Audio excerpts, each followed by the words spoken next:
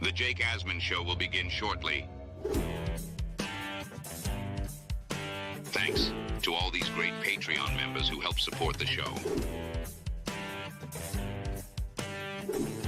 Get your super chats ready. Jake will be here in just a moment.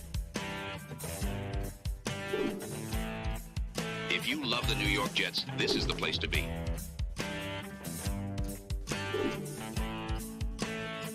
And now, the Jake Asman Show.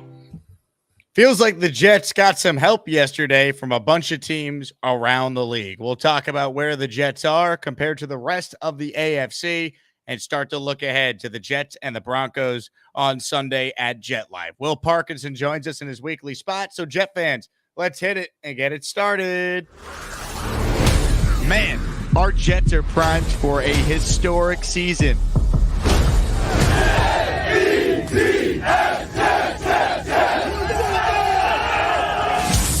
I felt great to be able to play an entire game in front of our amazing fans. Division opponent, felt like we started faster than we have. We were way more efficient. Got a lot of guys involved. A lot of guys made a lot of plays tonight. Felt like the line did a nice job up front, and we had to, finish drives. We did a good job of that. We talk about a style of playing, a standard, and relentless effort.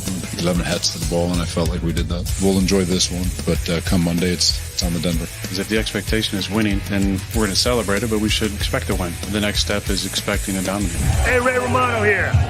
Like I am every year. But this is the year! We bleed Jet green each and every day. This is not the same old Jets. We have Aaron freaking Rodgers. We have Garrett Wilson. Let's go. We have Breece Hall. Please subscribe and hit the like button below. Super chat, baby. Cut the line. We have Sauce Gardner. We have Quinnen Williams. The Jets bandwagon is loaded. Now it's time to talk all things New York Jets. It's the Jake Asman Show.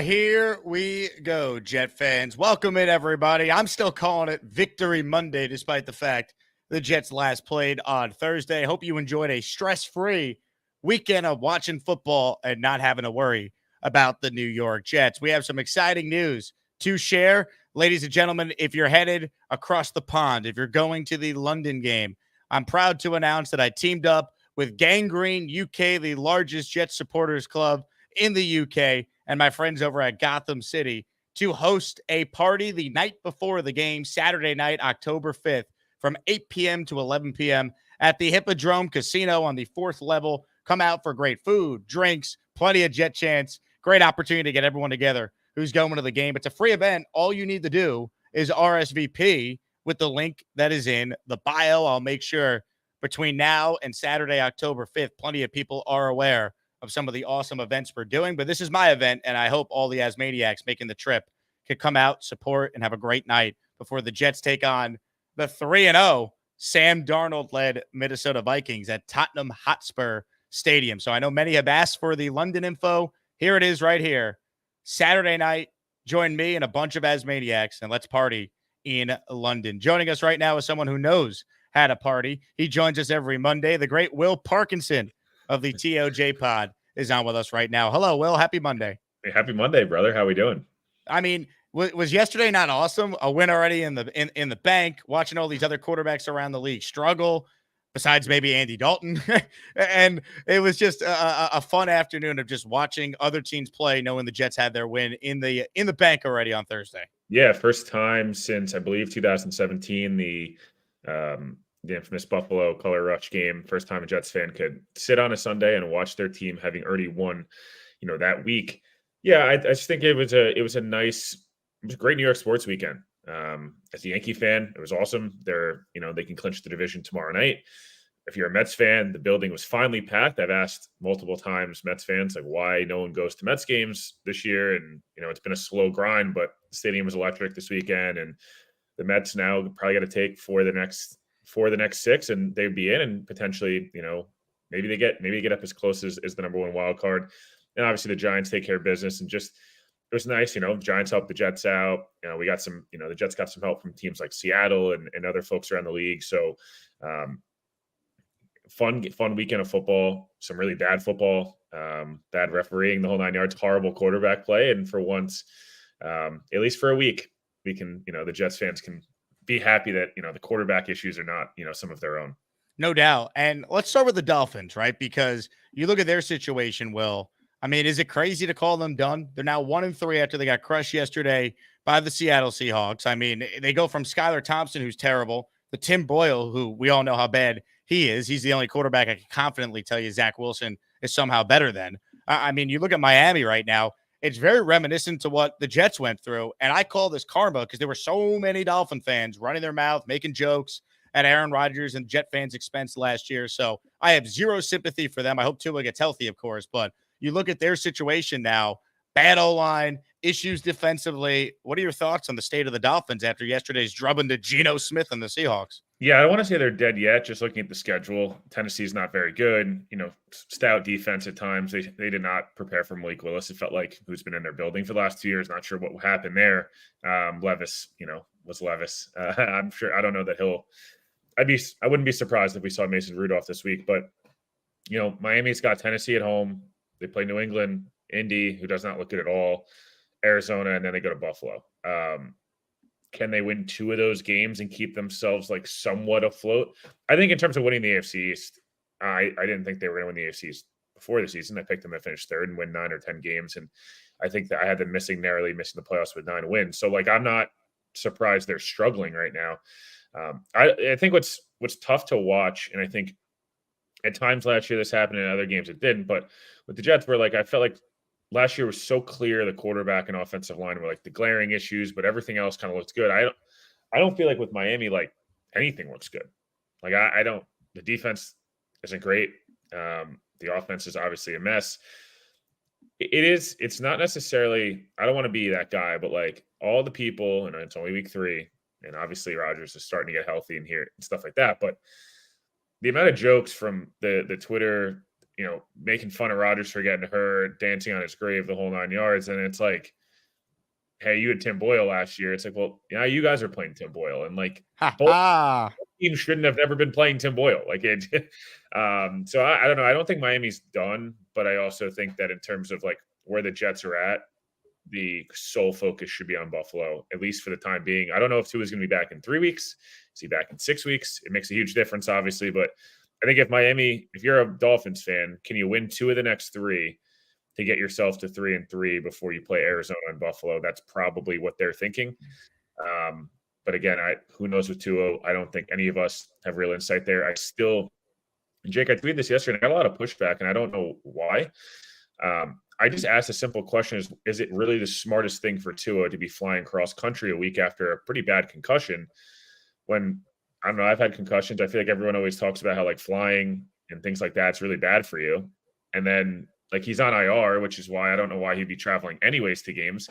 So it was just a weird karma. I don't know if or not karma, but it's weird like thought process. I just felt like let the guy get healthy. Can we let Tua have a couple of weeks to like recover? I was very weird. I thought the whole situation this week with Miami was very odd. Yeah, putting him on the plane is very reminiscent of like Ryan Church in 2008 with the Mets and that whole story. Really By the way, really weird. I did want to clarify and correct myself. Dolphins are only 1-2. I said 1-3, so I was getting they might be 1-3 in 7 days' time.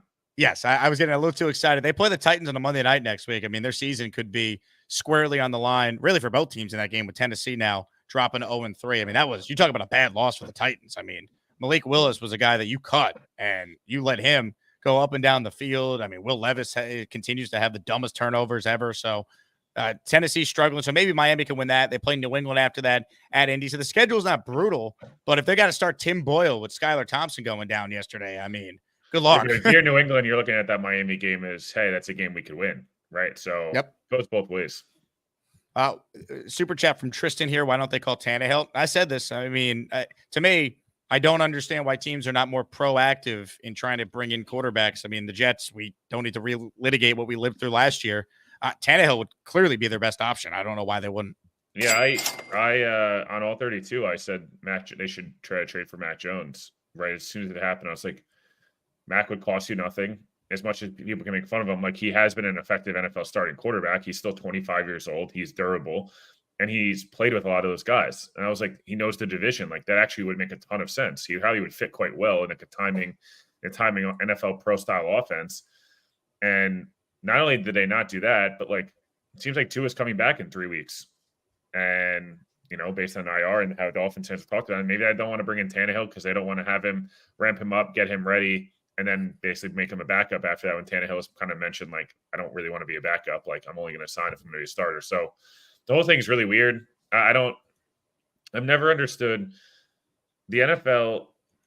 As much as you can think you have job security and there's always next season, all this stuff, I don't know, man. Like, I would always be like, how can we get a win this weekend? Like, I know that's maybe short thinking and that's a fan perspective and whatever, but like, if I was Mike McDaniel and Chris Greer, like, I'm like, man, like, we need to win 2 of these next 3 games to keep.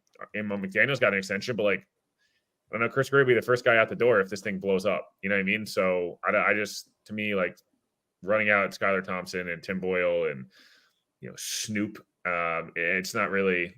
I don't think it's the way forward for them. Even if Tua is coming back in 3 weeks, he's bound to be at least a guy you're worried about getting hurt forever now.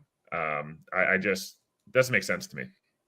And when you look at just the AFC as a whole yesterday, Will, I mean, how about the fact that we saw the Texans get absolutely destroyed by the Sam Darnold-led Vikings all of a sudden with Sam playing well? That's going to be a difficult game for the Jets. It was probably going to be difficult anyway, just with the travel and the unfamiliarity of playing in London, but that is certainly a more difficult matchup now for the Jets than I think most of us anticipated when the season started. And then just kind of going through, some of the results around the league. I mean, you had, the crazy, shocking performance by Andy Dalton and the Panthers against the Raiders. Davante Adams looks like he doesn't want to be there. Antonio Pierce is making some comments after the game about players making business decisions. You wonder if he's referring to Davante with something like that. You had the result of what Denver did to Tampa when the Bucs looked like they were going to be the darlings of the league.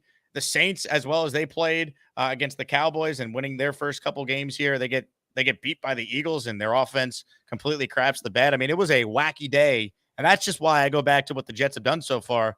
Every Jet fan should 100% sign up for 2-1. First 3 games. I mean, hell, the Jets who got destroyed by the Niners in week 1, the Niners are 1-2. The Jets have a better record than San Francisco. Yeah, week 1, I said this on your show right after week 1.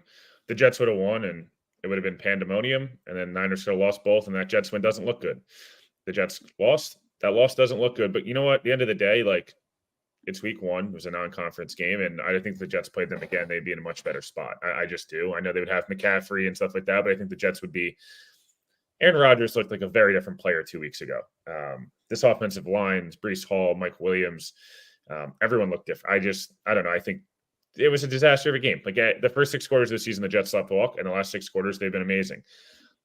Not for nothing, this defense, which everyone crapped all over, is back to being a top 10 defense in EPA per play. This offense is 4th in the NFL in EPA per play. Right now, they're a top 10 unit on both sides of the football, and they're a top 10 special teams unit, and they're 2-1. They beat the brakes off their rival. They have a team coming in here who isn't going to feel quite as desperate. They're going to be feeling themselves a little bit coming off a big win. They're staying on the East Coast, which sometimes works really well for teams. We've seen teams go to London or, teams stay out on the East Coast or West Coast whenever there's a lot of travel and it go really well. It's gone really bad. I just don't think Bo Nix is very good. I think the Jets have done really well exposing quarterbacks, and I don't expect that to change on Sunday. I expect them to be able to handle Bo Nix quite well. They've handled the Broncos quite well. If you're a Jets fan right now, you're the second best record in the conference. 10 of the 16 teams in the conference have a losing record. You're not one of them. 2-0 in the conference, 1-0 in the division, have a chance to go to 3-0 in the conference before you play an NFC team. So just to me, I think, yeah, is this team perfect? No. Have they, penalties and some of the not everyone kind of fully on the same page yet, but I think that's a good thing. Like, I think they've played the Patriots game, they would realistically play like a B+.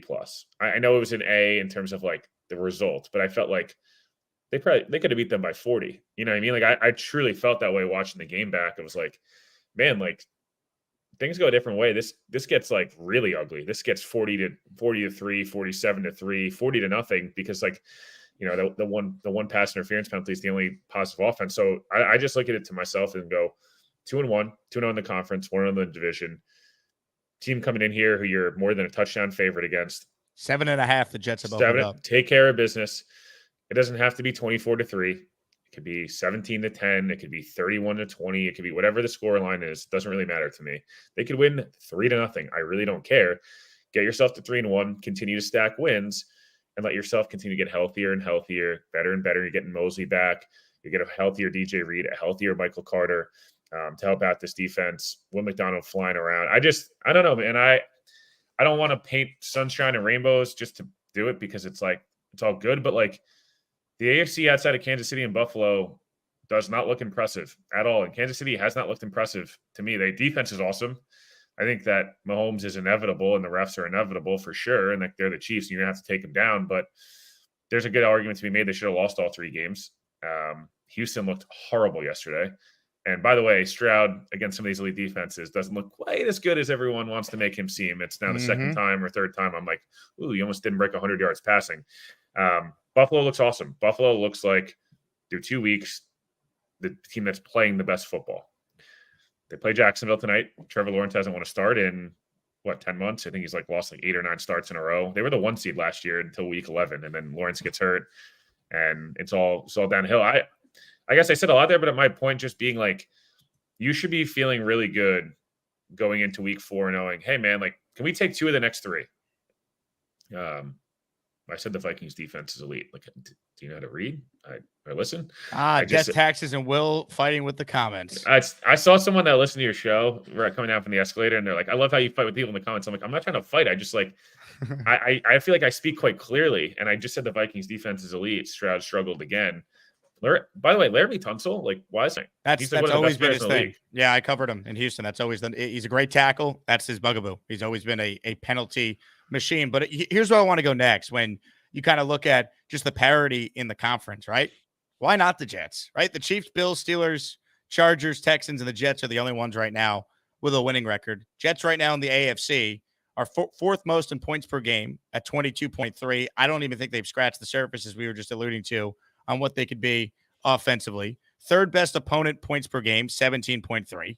I mean, this defense, which had a bad week 1, all of a sudden they've righted the ship. They needed a preseason. They didn't get one, so they figured out how to tackle and play fundamental disciplined football. We've now seen that the last 2 weeks, and I get it. The quarterback play they faced is not great, but still, this is a defense that plays great at home. Even last year, their worst performances were all away from MetLife. They're a different defense at home. I mean, they have the 4th best point differential now in the conference.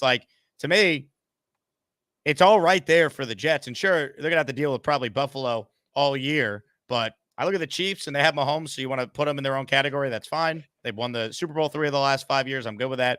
But outside of that, if it comes down to the Jets versus Buffalo, talent-wise, everything I felt coming into the year, I still believe. I believe the Jets are the more talented team. It's going to come down to, can the Jets, 1, stay healthy, like every team, but certainly the Jets, and 2, is this coaching staff going to be good enough head-to-head to go win some big games here? And if the answer is yes, they have a great chance of winning this division for the first time since 2002.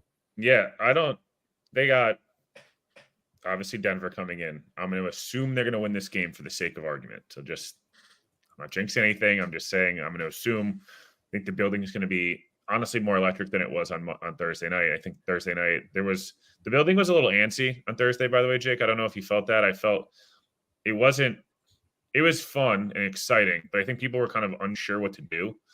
They were like, what? I don't know what I'm supposed to do. Usually, and it was all Jets fans. Sometimes I think part of the reason the Bills and the Chiefs game last year and even Eagles games, the environment they were, was because when there's a little bit of rival crowd in there, just a little bit, it kind of juices you up. You kind of get that adrenaline rush of we're going to you get into it, whatever.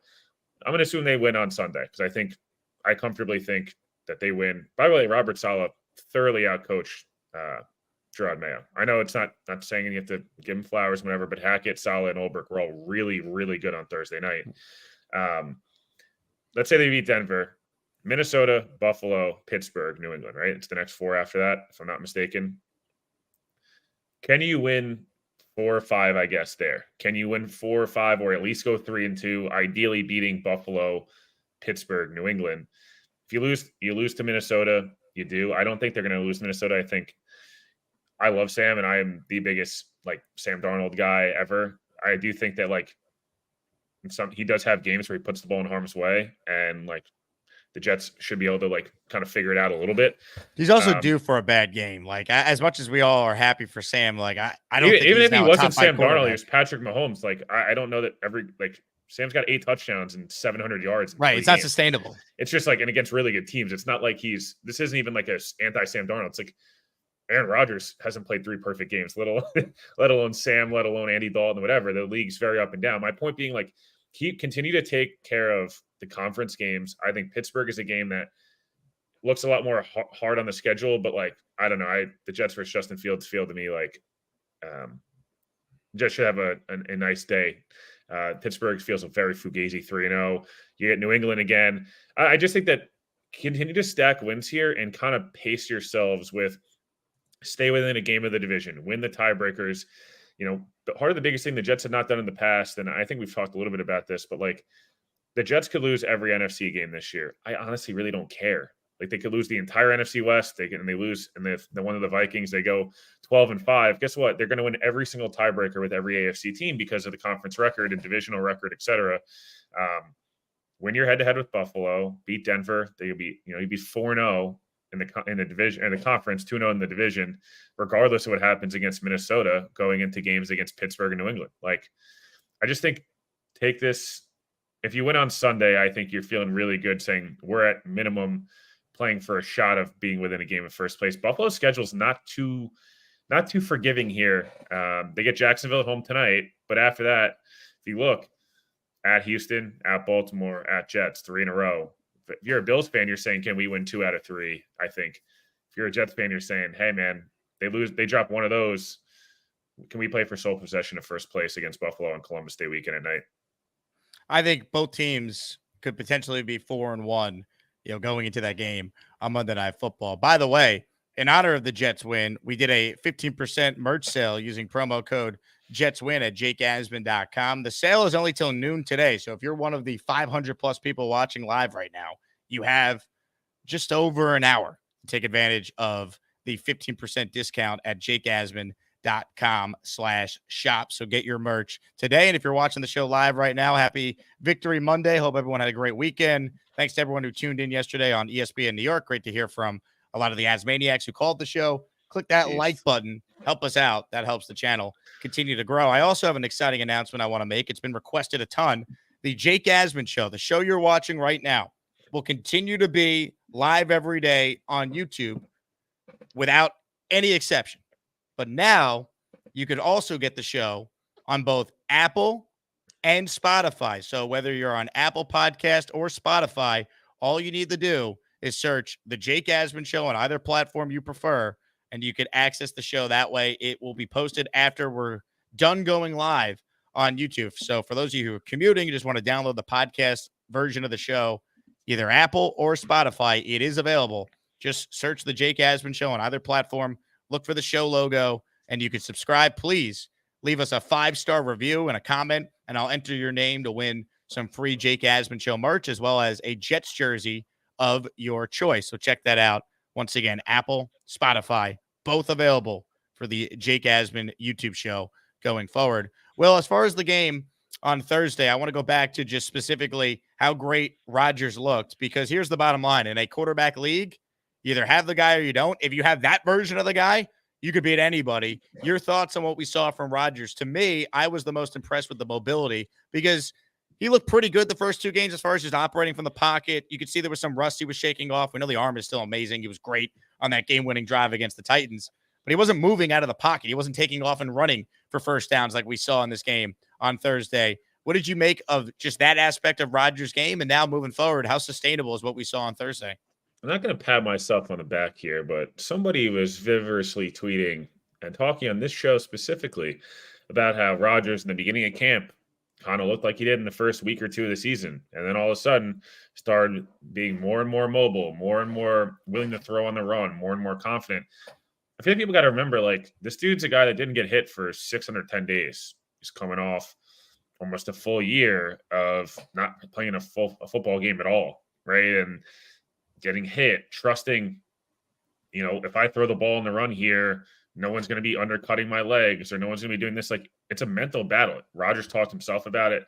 I think we all kind of are like I think everyone was a little bit like, hey, the Jets could win with this Rodgers, but I don't know if their ceiling's quite as high.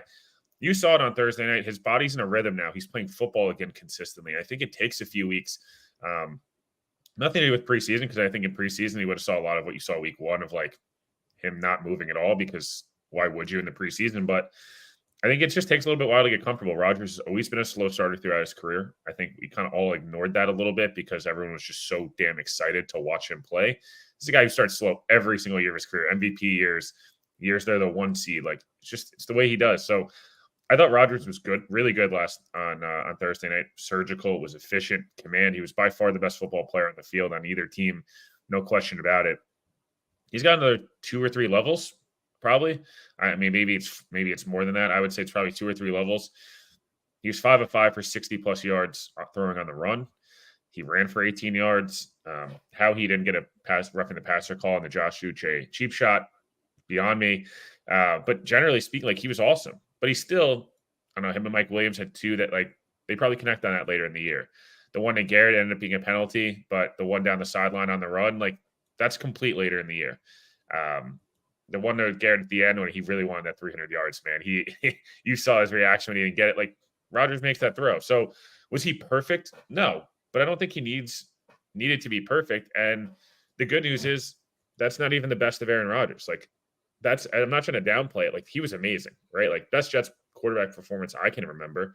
Like, not saying it's statistically the best, but he was like the best player on the field. I don't remember ever someone else, Jets quarterback, ever being the best player in the field. Just the eye test and just like the level of difficulty on some of the throws, the complete control of what he had. And by the way, at the line of scrimmage, yeah, just like that's unbelievably high level quarterbacking that we don't have. We've never seen it. It just doesn't exist.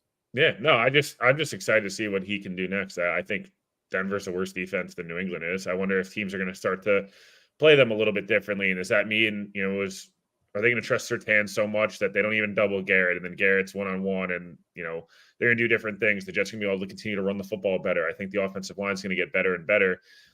They've been really good, but I'm just saying I think they're going to get better and better as time goes on here, and they start to play together more. They're playing more reps with Rodgers. Brees is understanding more and more in games, how they're going to block, et cetera. I thought before the season this should be a top 15 offense that had a chance to be a top 10. I think I've changed my opinion to this should be a top 10 offense. At least, overall, they might not put up the same yardage as, I don't know, some of these other teams, but 40+ minutes of time possession on Thursday. I expect them to continue to try to run the football. And once him and Garrett get going, Rodgers said it himself, and Mike Williams is kind of fully Mike Williams. It could have the potential to be a very goddamn good group. No question. And, how about this stat I just came across here on the third down efficiency for the Jets? Yeah. I mean, this is just all Aaron Rodgers right here. So the Jets like 27 to 35. I think that's something like that. Something crazy. The Jets have converted an NFL high 21 of 37 of their third down so far. That's 56.8%. In 2023, they converted a league worst 26%. They've already converted 7 of 14 third and longs this season. Last year, they were 16 of 125. That's 12.8% on third and long. So, I mean, it's not rocket science, man. It's a quarterback league. So many people try to overcomplicate football, this and that. And obviously, there's other stuff that matters. But it's why I would get so mad when people would kill this head coach or kill this team and the players. And it's like, they don't have a quarterback. You can't win without one. Bill Belichick's record is worse than Rex Ryan's record without Tom Brady. Like, I don't want to hear it. All you people who try to make it more than what it is, you either have a quarterback or you don't. It is the prerequisite to have any hope in this league. And for the first time in a while, we got the guy. And I'll tell you what, for 31 other teams, it ain't so fun when the rabbit has the gun. And the Jets finally have that dude. Yeah, I said yesterday, like, where's Rodgers realistically in the league right now? Top 5? Yep. Like, how many really good quarterbacks would you put? How many quarterbacks would you really put? Like, confidently say right now, going to week 4, you would put ahead of Rodgers? Allen, Mahomes, and then is anyone else? Can you confidently say is better than Rodgers right now? Like, confidently say, like, maybe Lamar, I guess. Like, he's being asked to do a lot. I guess Burrow, I guess maybe, but I don't know that I've seen, like, we haven't seen. I thought Burrow was really good on last Sunday, but I thought the week before he was horrible. So I guess kind of similar for Rodgers, but like, I don't know. My point is, like, there was a lot of if the Jets can get league average, like, pretty clear Rodgers can still play at well above a league average level and much closer to an MVP level than maybe people expected. So I'm not saying Rodgers is the third best quarterback right now. I'm just saying you could argue it. And already 3 games in, we've seen enough that it's like, yeah, he's capable of he's still still being that one of the dude. best in the league. Yep. Right. He's got to play. He's got to do it consistently. I think the biggest pushback you're going to get is, hey, he had one good night. He's still, the 40-year-old pitcher that still got it. Like, can he do it again? Because he does it again this week. And I don't know. Let's just say the Vikings take care of business. I hope the Vikings are 4-0 going into London. Because then they're due to lose. Yeah. I hope the Steelers are 6-0 or whatever going into the weeks. Like, I want to see the Jets continue to take down these different teams and be like, oh, everyone said this team was so good. Jets took them down.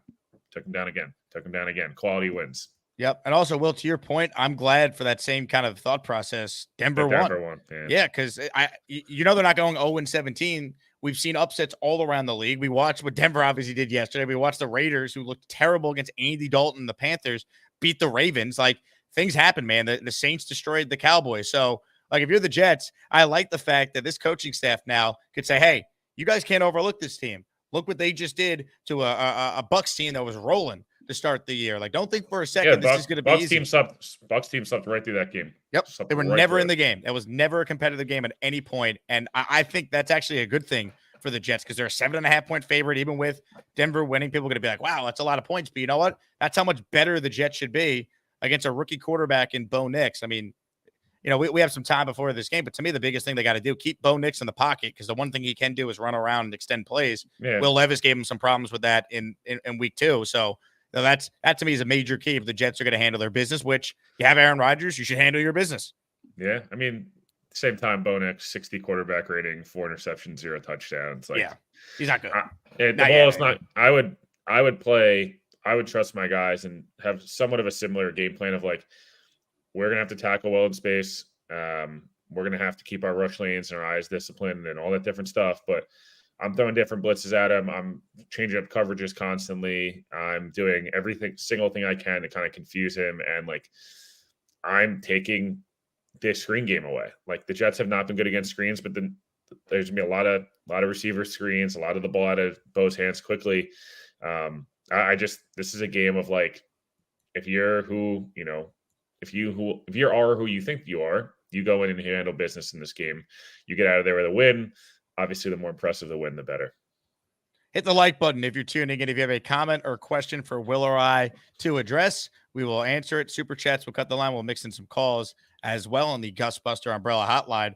I am so excited to read this super chat here from Tony Alvarado. He writes in, Will, what did you think about the growth of Will McDonald on Thursday? Credit more to a game plan or him just improving. By the way, Jake, I was the drunk old McDonald got a sack yelling guy in section 149. Tony, you are the man. I told this story on the air, Will. There was this dude sitting near me at the game, and every time Will McDonald made a play or he had a sack, he would yell, Will McDonald had a farm, E-I-E-I-O. And it was hilarious. And like by the end of the night, we were all screaming it with them. So, Tony, that's shout awesome. Out to you, man. Great job. I had no idea. See, as maniacs are everywhere. Tony, the fact that was you and you're a viewer of the show is absolutely incredible. So thank you, man. That's awesome. Thanks for the super chat. And Will, your thoughts on what Will McDonald's been doing, because 5.5 sacks the last 2 weeks is no joke. Yeah, I think something kind of clicked for him. The light bulb kind of feels like it came on in the Tennessee game. Sometimes, again, I mentioned this with the offense and even with the defense. Sometimes you got to get the ball to go through the hoop a little bit. Like the Jets winning that game in week 2, like whether it was ugly or not, sometimes you got to learn to win and not learn, and not just be kind of almost like assume you're going to lose. It just kind of becomes mental. I think with Will McDonald, it was like, damn, like getting shit all over for like my entire rookie year camp. I'm having moments, but it's still not great. Week 1, and then week 2 still not going great. All of a sudden you start to see the ball kind of go through the hoop a little bit, and then week 3 you're playing uber confidently. Now he's going into week 4 like, dude, I can beat anybody. Like that's just the way football and sports works that way. Like when you start getting the confidence to match his skill set, obviously banged up Patriots offensive line. So but yeah, look, he's been playing really well. We'll see if it continues. I mean, he's on pace to like set the NFL sack record. I don't know that that's happening, but no, if he becomes a 10 sack guy this year, obviously the expectations might even be more than that just because he's at 5.5, but can he become a 12 sack guy this year? And, if they ever get Reddick and, it depends on what they do at the deadline and different things, like the Jets being able to have a really productive edge rusher to pair with Quinn Williams would be massive. Mr. Reality. Oh, yeah, this guy has been extremely negative in the comments. I think he's that guy, Allen, that is boycotting the show, but this is his alias. Reality, we have 2 wins versus a team with 1-5 records. Relax. Here's the reality for you, Mr. Reality. The entire AFC, outside of like 4 teams, does not have a winning record right now. It's just the Chiefs, Bills, Steelers, Jets, Chargers, and Texans that have a winning record. There's parity galore. The Niners are 1-2 right now. So all you could do is win the games that are in front of you. And objectively speaking, the Jets have looked better in each week so far. They have improved. Week 1, I think, was clearly an outlier for this defense because look at what the Niners have been since. Like, it happens, man. The Ravens were very close to blowing a 30-point lead, what felt like yesterday, and being 0-3. Like, it's hard to win in this league. The Texans look like world beaters. All of a sudden, they got boat raced yesterday. Like, you win the games in front of you, and that's it. If you're a Jet fan, stop being so negative and maybe sit back and enjoy the fact you're 2-1 for the first time since 2015. But I doubt this guy's actually a Jet fan. Yeah, I mean, he's giving you money, so that's his mistake if he hates it. But I don't think yes, your reality is that the Jets did beat 2 teams that are not considered good. Did you want them to lose those games? Yeah, what's the alternative? What's the alternative? Like, I don't understand. I just think I never understood that. It's like, oh, the Yankees swept the A's this weekend. That's not impressive. Like, would you like them to have lost? Like, they got better, but if you were this negative against it, or negative or your reality, whatever, the Titans week, sure, I'd probably see a little bit more. Be like, hey, man, they weren't that great. Let's not get over our skis. It's just 1 win. Everyone told me all week the Patriots are way better than you think. They're not that. Their defense is amazing. They're going to go in there and win. All those respected people, much smarter people than me, told you that all week on ESPN and Fox Sports and all these different channels. And then the Jets boat race them, should have beat them 50-3. And all of a sudden it's like, I'm supposed to complain about it. I'm not going to complain about it. I said that wasn't perfect. The Jets have an opportunity to go beat a Denver team. Yeah, Denver's 1-2. And the Jets are touchdown favorites, and they should go and handle business on Sunday afternoon. And if they beat them, that's great. Hey, your quality of victories against teams that are 1-8 or whatever. Cool. Then they're going to go play a Minnesota team and a Buffalo team in Pittsburgh. And there'll be another measuring stick. But yeah, they lost week 1. They looked like crap. We all know it. We crapped all over them. And then they won against Tennessee. And we said, hey, good, not great win, but this is a game the Jets always lose. Get out of there with a W, road game. They played 3 games in 10 days, and they're 2-1. And I'm not going to sit there and complain about it because the Jets have not started 2-1 in 9 years. They have not started 3-1 in quite a long time. They have not beaten the Patriots multiple games in 15 plus years. They have not won on prime time on Thursday night in 7+ years. Like, I'm sorry. I think it's okay for fans to be excited. They're allowed to be.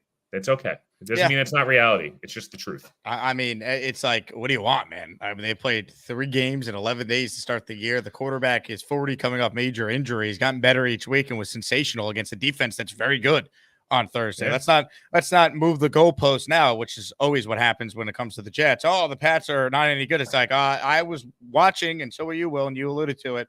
All these people tell me how great the Patriots defense is, and look what they did to Joe Burrow, and they should have beat the Seahawks in week 2, who are now an undefeated 3-0 team. And the Patriots are going to run the ball right down the Jets' throats with Ramondre Stevenson. Like, no, man, like, this team is good. Enjoy it. They got to keep handling their business, but like, be a fan. Enjoy it. Very serious question coming in here from Jesus Jerry. He says, Will, on a first date, should you pass wind in front of her or hold it in and save it for later? Absolutely let it go. Get it out of the way. Get it out of the way. Just let it rip. Let it rip. I did it one of the first times with my wife and just let it rip. And actually, swear to God. And ever since then, it's not, I don't have to have a stomach problem because it is what it is. Sorry. Wow. Yeah. Probably the ballsiest thing I've ever done. And it worked for me. So take that, Mr. Reality. You're a married man. You did it. Yeah. I made it work. Pittsburgh Mike wants to know, Jake and Will, if we do end up trading for Davante, what will the trade details look like? And how do you see him fitting in with this offense? Will, your thoughts? Yeah, I think probably a 3 and maybe a conditional pick. Maybe it's both 3s. Maybe a 3 and a 5. I don't think it's going to cost. I would just say I think the starting point's a 3 and then it's something. I don't know if it's another 3, a 4 or 5. Maybe it's next year a 5 that becomes a 4 or 3 if the Jets get to a certain point. The Raiders are a mess. I said they were going to be a mess. They had a fluke win against Baltimore, who has not been super impressive to start the year. They just got boat raced at home by the worst team I've ever seen in the last decade. Probably maybe since the 2020 Jets. They were quite bad. So I think, it starts there. And then in terms of trade details, things like, in terms of where he fits in the offense, to me, I think he's, sorry to say it, people are going to get mad about this, he would be your number one receiver. Davante Adams at this point is still a top 5 to top 7 guy. His time with the Raiders, where everyone's like, oh, Davante's not as good. He's got 220 catches, 2,500 yards, and 20 plus touchdowns in his last, whatever it is, 30 games. He is still elite. If Garrett Wilson's your 1B, to Davante Adams, and Mike Williams is your 1C, you're extremely hard to defend. That means your 6th option's Tyler Conklin. What other offense could say that in the league? So I saw people in my mentions yesterday. Oh, they have Allen Lazard and Mike Williams. They don't need Davante. Well, Allen Lazard has been a pumpkin at times. Garrett Wilson's amazing, but is ascending. He's an ascending player that you hope one day will be Davante Adams. And by the way, Garrett Wilson is further along in his career than where Davante was when he broke out. So 1,000%. Garrett's amazing. And the Jets are more than fine if they don't get Davante. But what's wrong with having, I just, sometimes we do this thing where, the Jets do this. People did this in my mention. Oh, we don't need Breece Hall. We have Michael Carter. It's a different example. But, oh, we don't need Will McDonald. We have these guys. Well, football is a crazy sport, man. You saw what's happened. They've taken Garrett Wilson away in a lot of these games with double or triple teams. You can't double and triple team Garrett Wilson with Davante Adams. You can't do it. And now Garrett Wilson, who's I think is a top 12 receiver, that's probably going to trend more towards top 8 as the year goes on. When that happens, guess what? You have another, that's why part of what makes Tyreek Hill and Jalen Waddle so dangerous, or T. Higgins and Jamar Chase and these other groups, is what are you supposed to do if you double one guy? The other guy's single covered against your second or third corner. It's a joke. Look back to those Rams. It's always throughout history. When you have that bona fide number 1, the Jets would have 2 bona fide 1s and one of the best 2s in the league. And probably the best backfield, if not one of the best backfields. They would have a top 7 quarterback. Again, I don't want to get ahead of ourselves. It hasn't happened yet and whatever. But if it does, I seriously don't think people should be complaining about, well, Garrett Wilson will go from 12 targets to 10 targets. Cool. That's great. But his targets will be more efficient. You won't have to have the ball forced to him. Having more talent is okay. It's okay to have as much talent as humanly possible. And it's on your coach, your quarterback, your players. I think Garrett Wilson would be more than happy to go try to win a Super Bowl in year 3 before he's gotten paid yet, when he knows he's going to get paid, than not. I don't think Garrett Wilson wants to sit here and lose. I think it'd be a nice sign to him as well.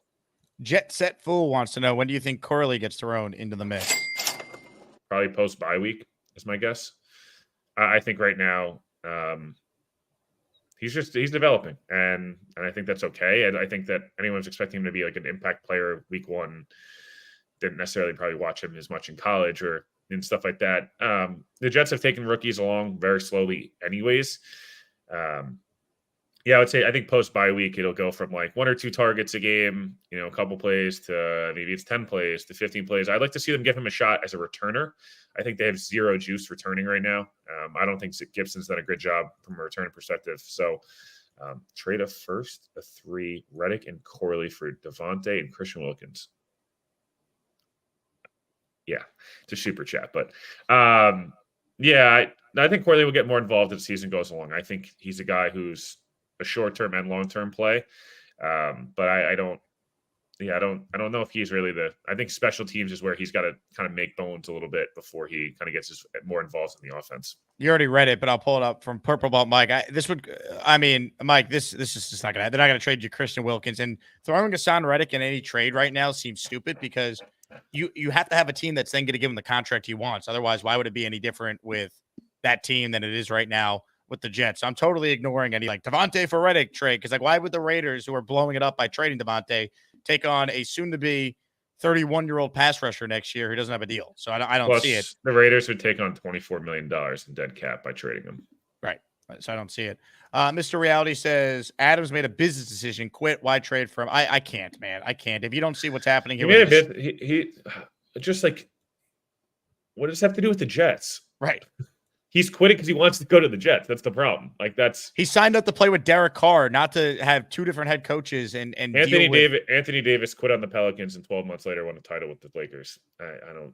Randy Moss quit on the Raiders. He went to the Patriots. He had the greatest single wide receiver season of all time.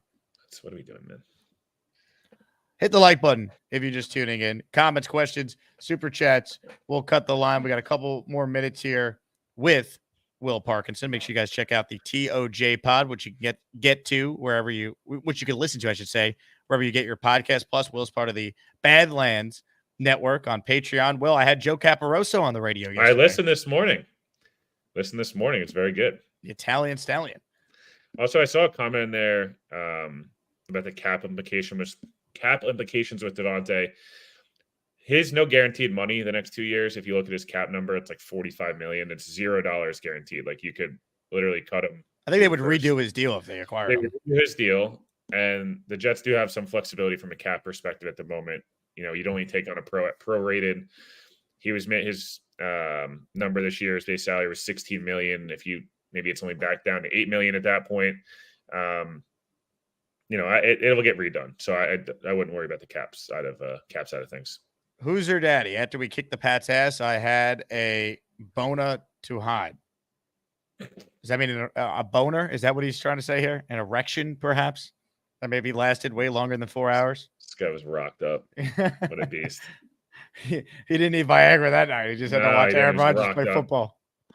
This guy was rocked up. Ladies and gentlemen, first up on the Gustbuster Umbrella Hotline is someone who always brings the passion, always brings the energy. And now he brings something we'd like to call dun, dun, dun, the Neil Shuffle.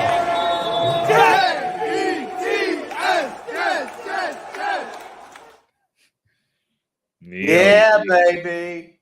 What a day yesterday was. Wow. How do you sit there? You relax. And then I turn I have my red zone on, and I see somebody come out on the field for the Miami Dolphins. A star, a future Hall of Famer, Tim Boyle. Let Tim Boyle, baby. Yeah. Oh, let's hear it for Timmy Boyle. He is.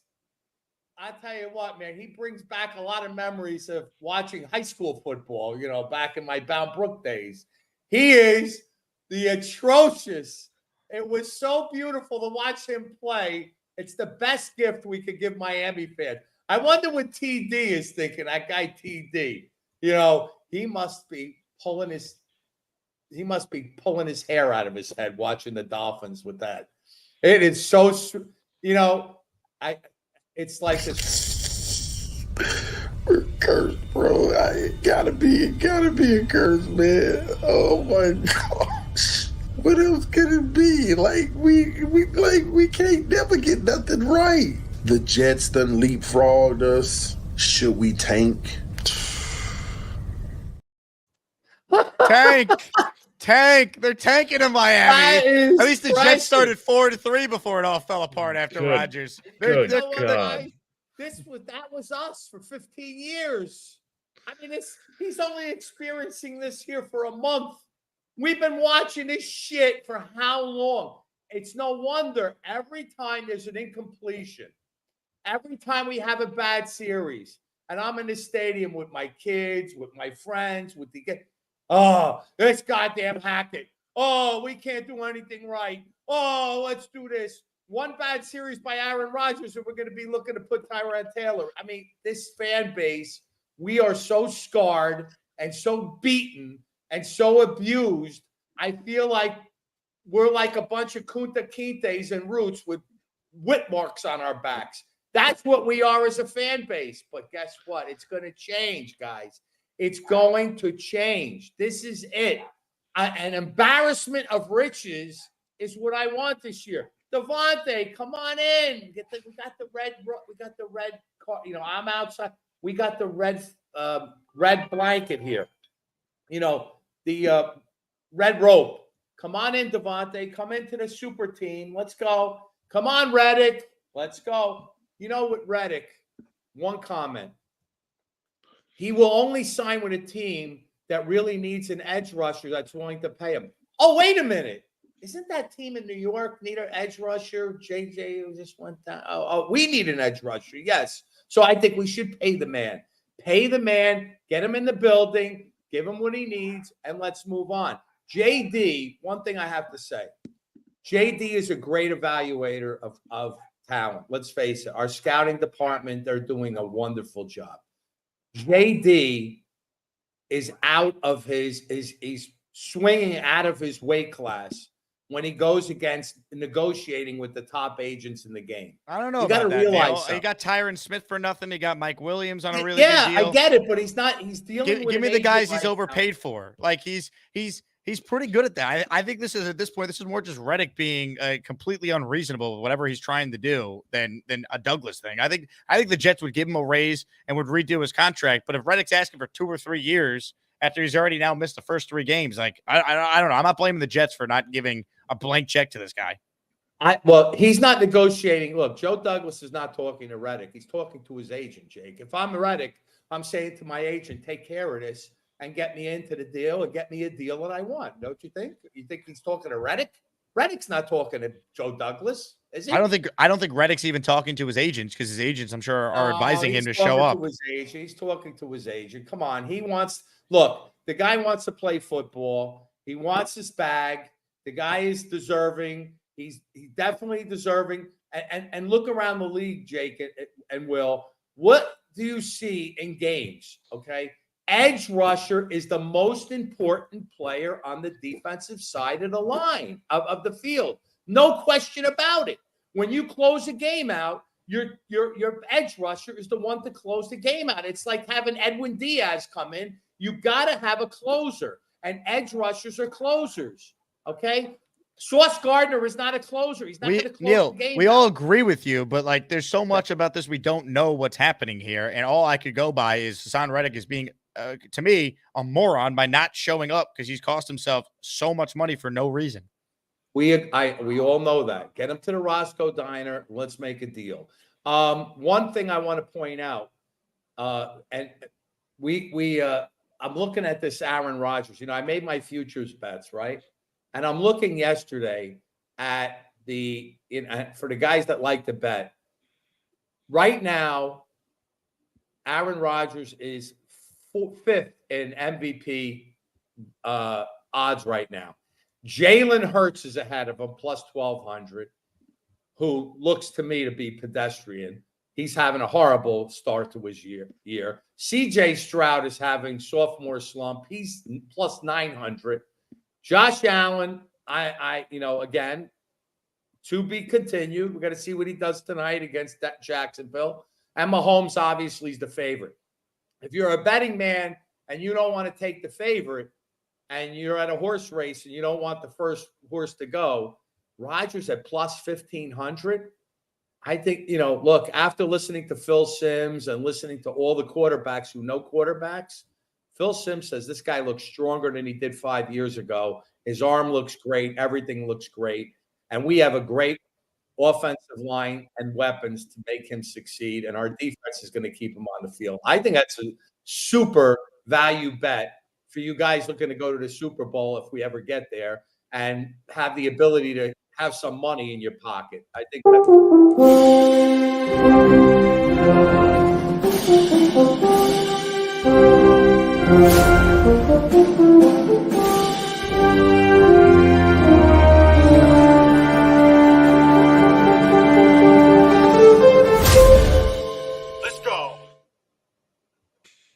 Neil, all in on Rodgers MVP odds. I like it. It's actually not a bad bet if you don't want to take the favorites, though. 5th highest odds. He's at to me, Allen would be the favorite, but he hasn't played his 3rd game yet, so we'll see. Yeah, I think Allen's in. The Jets would have to win the division, and Rodgers have to put up pretty damn good numbers to win the MVP. But if they're the 1 seed, he could be the MVP for sure. Yeah, dude, Anthony Richardson, man, 6 picks. Jesus Christ, he's been bad. I picked the Colts to go to the playoffs, thinking he could maybe not be so high variance, but he's exactly the player we all thought coming out of college. He's so far, you're right. So fun to watch on one play and then 17 horrible decisions. Sick dude. He's 49% completion and 6 interceptions through 3 games. They had no business winning that game yesterday either. Bears coaching staff is really bad. Really, really bad. Jesus Jerry with a super chat. Out of the 32 teams, Rodgers, Brees, Garrett, Mike Williams, ALTC, where does this rank thus far? So the Jets skill position players plus quarterback, where do they rank in the league? Top 7, I'd say probably. Yeah. I mean, they off the top of my efficiency head, wise, what did you say their EPA was? They're fourth So, in EPA. Yeah, probably a top 5 skill group then so far. yeah, probably. Yeah, I'd say it's somewhere in the top 7 for sure off the top of my head. I don't want to I'm sure I'm missing somebody, but I would say top 7 feels accurate, at least this far in the season. V-Man wants to know, Neil, did you try that cigar I gave you? So, Neil, please let V-Man know in the comments. Big Will with an Asmaniac super chat. I know our stars like Garrett and Brees will like to produce, but do you feel they're okay drawing the double team? Yes. Yes. No, I'm not trying to be a dick. I think they want to win. They've had Zach win. Wilson for their first couple of years. They want to win. Garrett's used to being at Ohio State, playing in college national championship games, semifinals. Probably didn't lose much in high school. Brees, I'm sure didn't lose much in high school. Won some big games at Iowa State. These guys don't want to win, man. Especially now because it's gonna make Brees' job easier if there's more weapons. He might get less touches, but they'll be more efficient. Same with Garrett.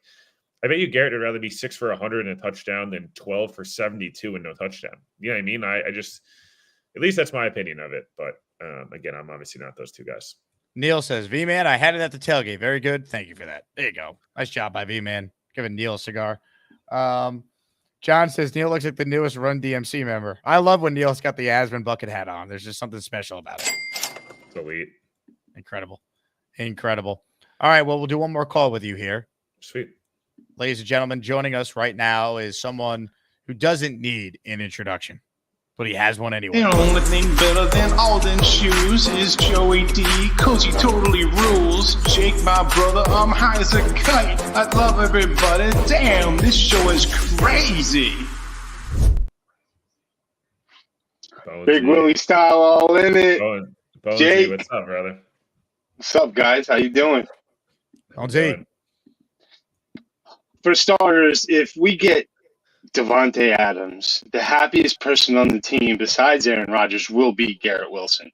He will be scoring and producing more than he is now than he would be. And just think, if our offense is scoring 3 touchdowns a game on the fringe of leaving shit out on the field, when we get Adams, that's going to 4 touchdowns minimum a game.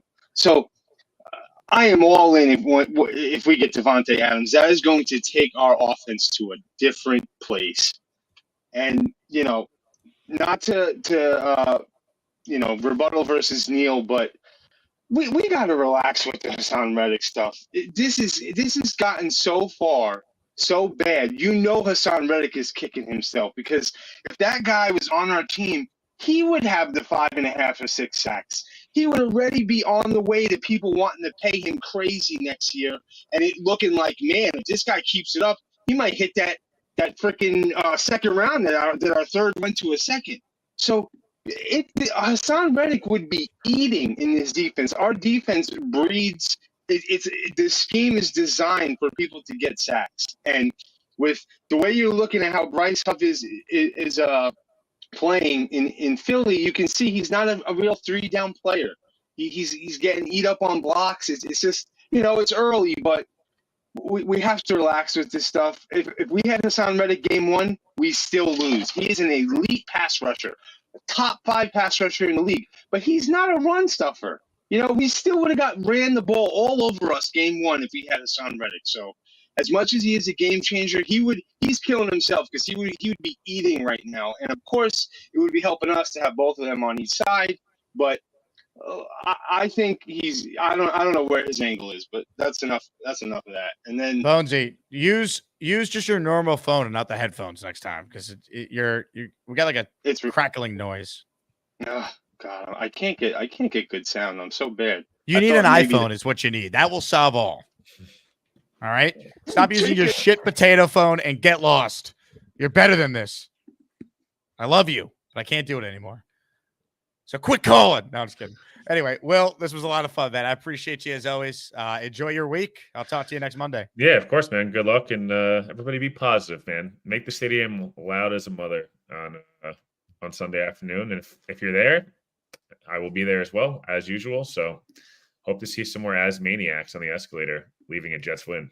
So someone came up to you and goes, Will, I love when you yell at the comments. Yeah, it was like, hey man, like I watch you on Asman, like excited to see like you always interact with the comments. I'm like, hey man, gotta do what you gotta do. Someone's gotta check them. I love it. Will, appreciate your time, man. Great job. Will Parkinson, everybody. One of the all-time greats. Hit the like button if you're just tuning in. 245 likes and 800 people watching. The math is not mathing, folks. If you missed the announcement at the top of the show, we had two of them. One, if you're going to London, details of the Jake Asman London Jets party have been announced. Free event, the Hippodrome Casino. Come out Saturday, October 5th, the night before Jets Vikings at Tottenham Hotspur Stadium. RSVP if you're coming.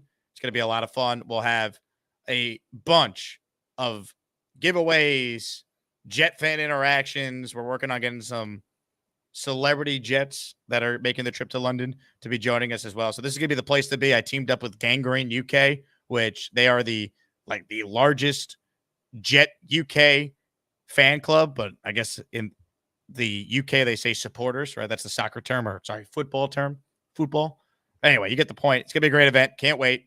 Shout out to everyone who's already RSVP'd. I haven't even announced it on the show till today. I just posted it on social and in the Discord and word of mouth. We already had over 100 people RSVP. So this place is going to be jammed with Jet fans going across the pond. The other announcement is that this show you're watching now is now available on both Apple Podcast and Spotify. The YouTube show will remain live each and every day. And then the YouTube show you're watching right now will be posted in audio form on both Apple and Spotify following the show. So subscribe to both, leave a 5-star review, help support me there. It goes a long way. So thank you to everyone who has done exactly that. Also, Patreon, bonus shows, access to the Discord, discounts on the merch, and much more. Patreon.com/Jake Asman Show. If you sign up for the year on Patreon, you save 15% in doing so. Michael Levinson and John Sullivan, shout out to both those guys. They are the two most recent Patreon subscribers. Support me there at patreon.com/Jake Asman Show. Super chat from our guy Felix, who cuts the line now.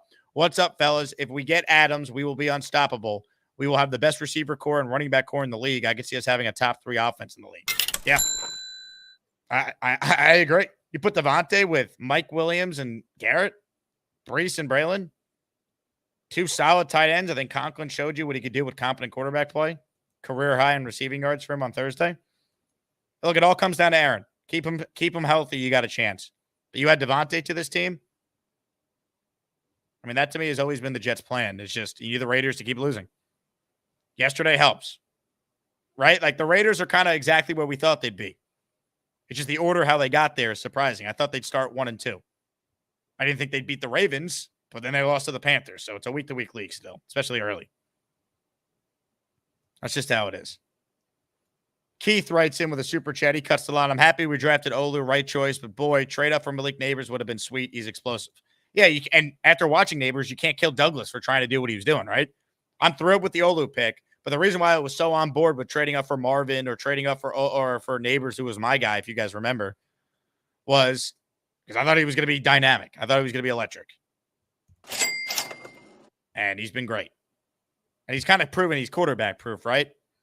Because Daniel Jones, I don't think is great, but Neighbors is having that impact on Jones that Odell, his rookie year, had on Eli, if you guys remember. But Neighbors is great, but obviously Olu is going to be huge for this team, not just this year, but going forward. But the Jets couldn't get him. I mean, they tried. You don't want to overpay. They did the smart thing. Quizmodo Wilson checks in. Think the Jets will have home field advantage in London. I know we have a big fan base over there.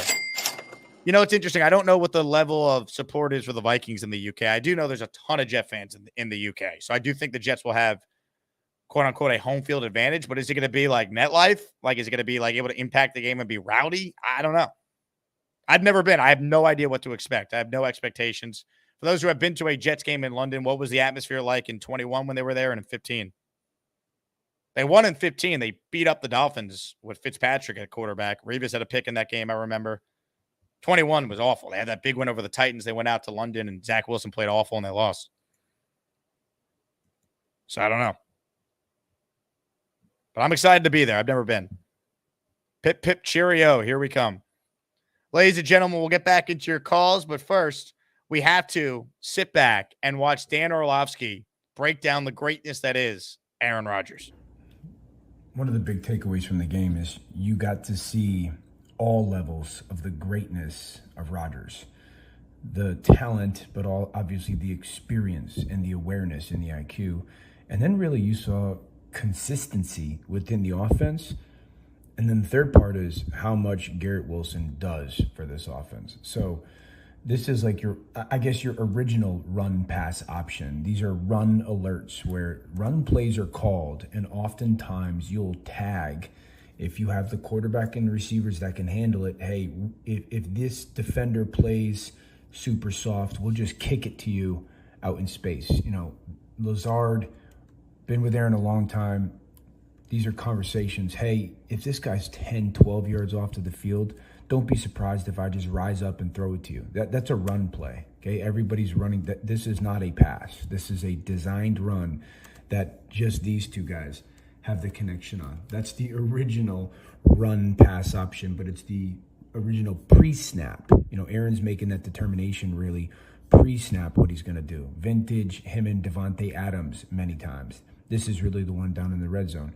Again, this is a run play. Everybody's zoning off to the right. And this time they're bubbling because he's got a cut split. They bubble Lazard away. And it's the same premise of if that defender is going to play soft and off, I'm just going to rise up and throw it to you. And then it turns literally to recess. One-on-one. Go make a play. This is, and he's making this determination. Essentially, he's not reading defenders after the ball gets snapped, essentially. This is pre-snap. Go kick it to him. How easy is that? Now, you're going to ask, well, why doesn't everybody do this? Well, because you don't trust everybody to do it the right way. Rodgers has earned that. Certainly the receivers is with him as well. Second of all, you have to have a remarkably quick arm and release to get this done. Similar thought, Garrett's up top. This is a run play. This is not a pass play. This is not, a screen or whatnot. He's making this really determination on his own. Soft corner on the outside. Boom, Garrett, go make a play. Boom, first down. This dude's one of the best ever, man. Slant up top to Garrett. Man coverage. Look at he's one of the best ever. All right, the nerd part of the play. It's a slant. Aaron loves this play. It's a bunch of slants down here. It's one-on-one slant and the back right now to the flat. Nerd part of it is it's man-to-man coverage. So as that safety drops down, he's got the back in man. And so Aaron sets his body and completely sets his eyes staring here to get this guy to feel like I'm throwing this flat, to get him to commit to not hanging vertically.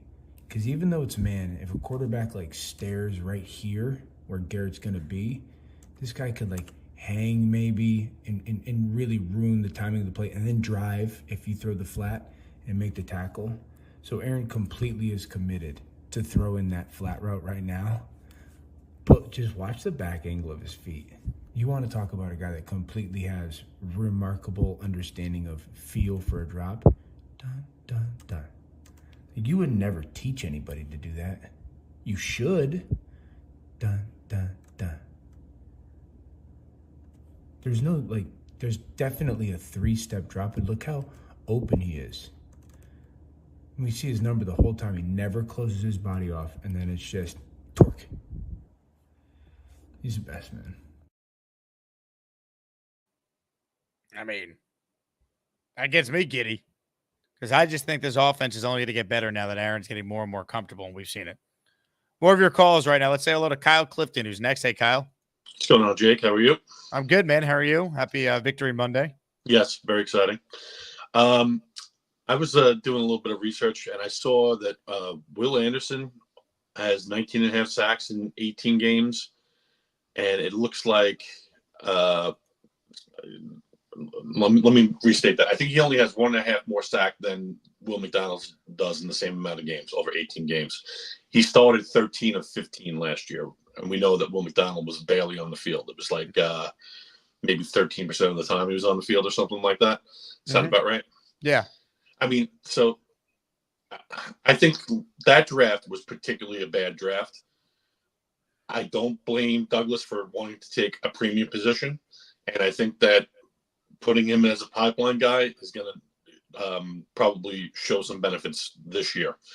I can't see a scenario where he doesn't get another, 4.5 to 6 sacks. You're talking about a double-digit sack guy, even if there's been some luck involved with some of his sacks. He had one as a spy. He had one where the guy tripped over him so far this year. But, I mean, that's whether it's accidental or not, or, some luck involved, it's real production. As far as the other edge that has not reported yet, I think if he does not come in the next day or so, he's not coming in at this point. This is the week to report. And, if he's at all concerned about missing game checks and he hasn't shown that yet, this is the time to come in. This is the time to kind of reverse field. That's kind of my feeling on that. Any reaction to that? Yeah, I at this point have no idea what to expect with Reddick. None of this has made any sense. I don't think there's ever been a unique example of this. I think this is a one-of-one contract dispute. First off, it was unique in the sense that how often do you acquire a player that everyone knew wanted the contract without giving him a contract, and then he holds out? But now that we've gotten to this point with the Jets rightfully, using their leverage, he still hasn't even shown up. Like, you'd think he'd show up and fake an injury or something, so at least he doesn't lose game checks. That never even happened. So to your point, why not go out and proactively try and trade for Davante Adams, improve the offense, and then if and when the player is ready to come in, we'll fit him in later. Right? Correct. I think if they're not going to get Reddick, though, I think they got to make a move for another player on this defensive line. Yeah, I mean, then that's starting to get expensive with the draft capital, but we'll see who's out there. We'll see who's available. Both. I mean, and also Yannick Ngakoue is still there. Yeah, Yannick Ngakoue is still out there too. He's not going to cost you a ton. Right. It's only money, and at this point, probably not that much money, right? Thanks, Jake. Kyle, appreciate you. It's just the Reddick thing is baffling, man. It doesn't make any sense. No one has explained to me why a guy who wants to be paid wouldn't show up and ball out, and then someone will pay him if it's not the Jets. How is he helping himself in his future by costing himself already $9 million in his present? Here's a live look at Hassan Reddick.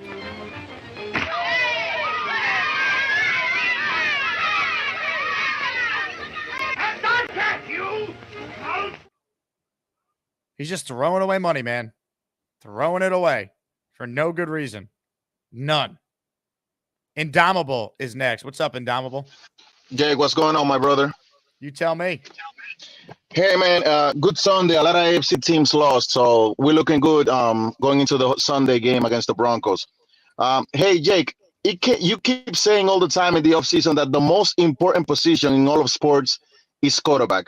That can be understated, and a lot of people seem to not appreciate how important a quarterback is. And the most baffling thing about the Tim Boyle situation, which, by the way, last year when I had Thanksgiving dinner with my family, I had heartburn and indigestion just thinking of the thought that Tim Boyle was gonna start for us the next day, is that Mike McDonald, a guy that has been hailed as the second coming of Bill Walsh by the media clowns, went into the season with Tua and his 300 concussions, Skylar Thompson, whatever, and Tim freaking Boyle. I mean, at this rate, I wouldn't be surprised if we see Uncle Rico from Napoleon Dynamite start a game from the Dolphins this season. So as a Jets fan, we feel, personally, I feel so calm, so relaxed, knowing that God willing, nothing is going to happen to A-Raj, but at least we got Tyrod Taylor sitting in the bench, knowing that he can come in 1-2 games and do a commendable, serviceable job and not make us look like fools on the national stage, because without a quarterback, Mike McDonald just looks pedestrian. So let's play hard against the Broncos, and we have to take the Broncos seriously because they show us what they can do if they get good quarterback play. Thank you, Jake. Great call. I'm with you. I think Denver winning yesterday is great. Coaching staff all week and now harp on the fact, don't just sleepwalk through this team. Tampa did that. Look what happened to them. You're never as good as you think you are in the NFL. You're never as bad as you probably are. There's just a lot of parity in the sport. These guys are paid professionals. These are the best in the world at what they do, even the worst teams. The worst team in the league and the worst player on the worst team was the greatest football player in their hometown and likely their college their entire life. You know? Like you can't sleep on anyone in the league. And if you're the Jets, you haven't been in the playoffs in 15 years. You're in no position to overlook anyone. So I like that Denver won. So it could, refocus the Jets a little bit. Like, hey, like you guys were great. Rodgers, I thought, was perfect with how he handled the press conference on Thursday. Like, we expect to win. Now we got to expect to dominate. Like, go dominate the Broncos. You're a bigger favorite against them than you were in New England. And I think the Jets are equipped to handle it, man. I mean, turnovers is the great equalizer. Jets didn't turn it over on Thursday. New England did. Jets didn't turn it over in week 2. Tennessee did twice. Like, Rodgers will take care of the ball.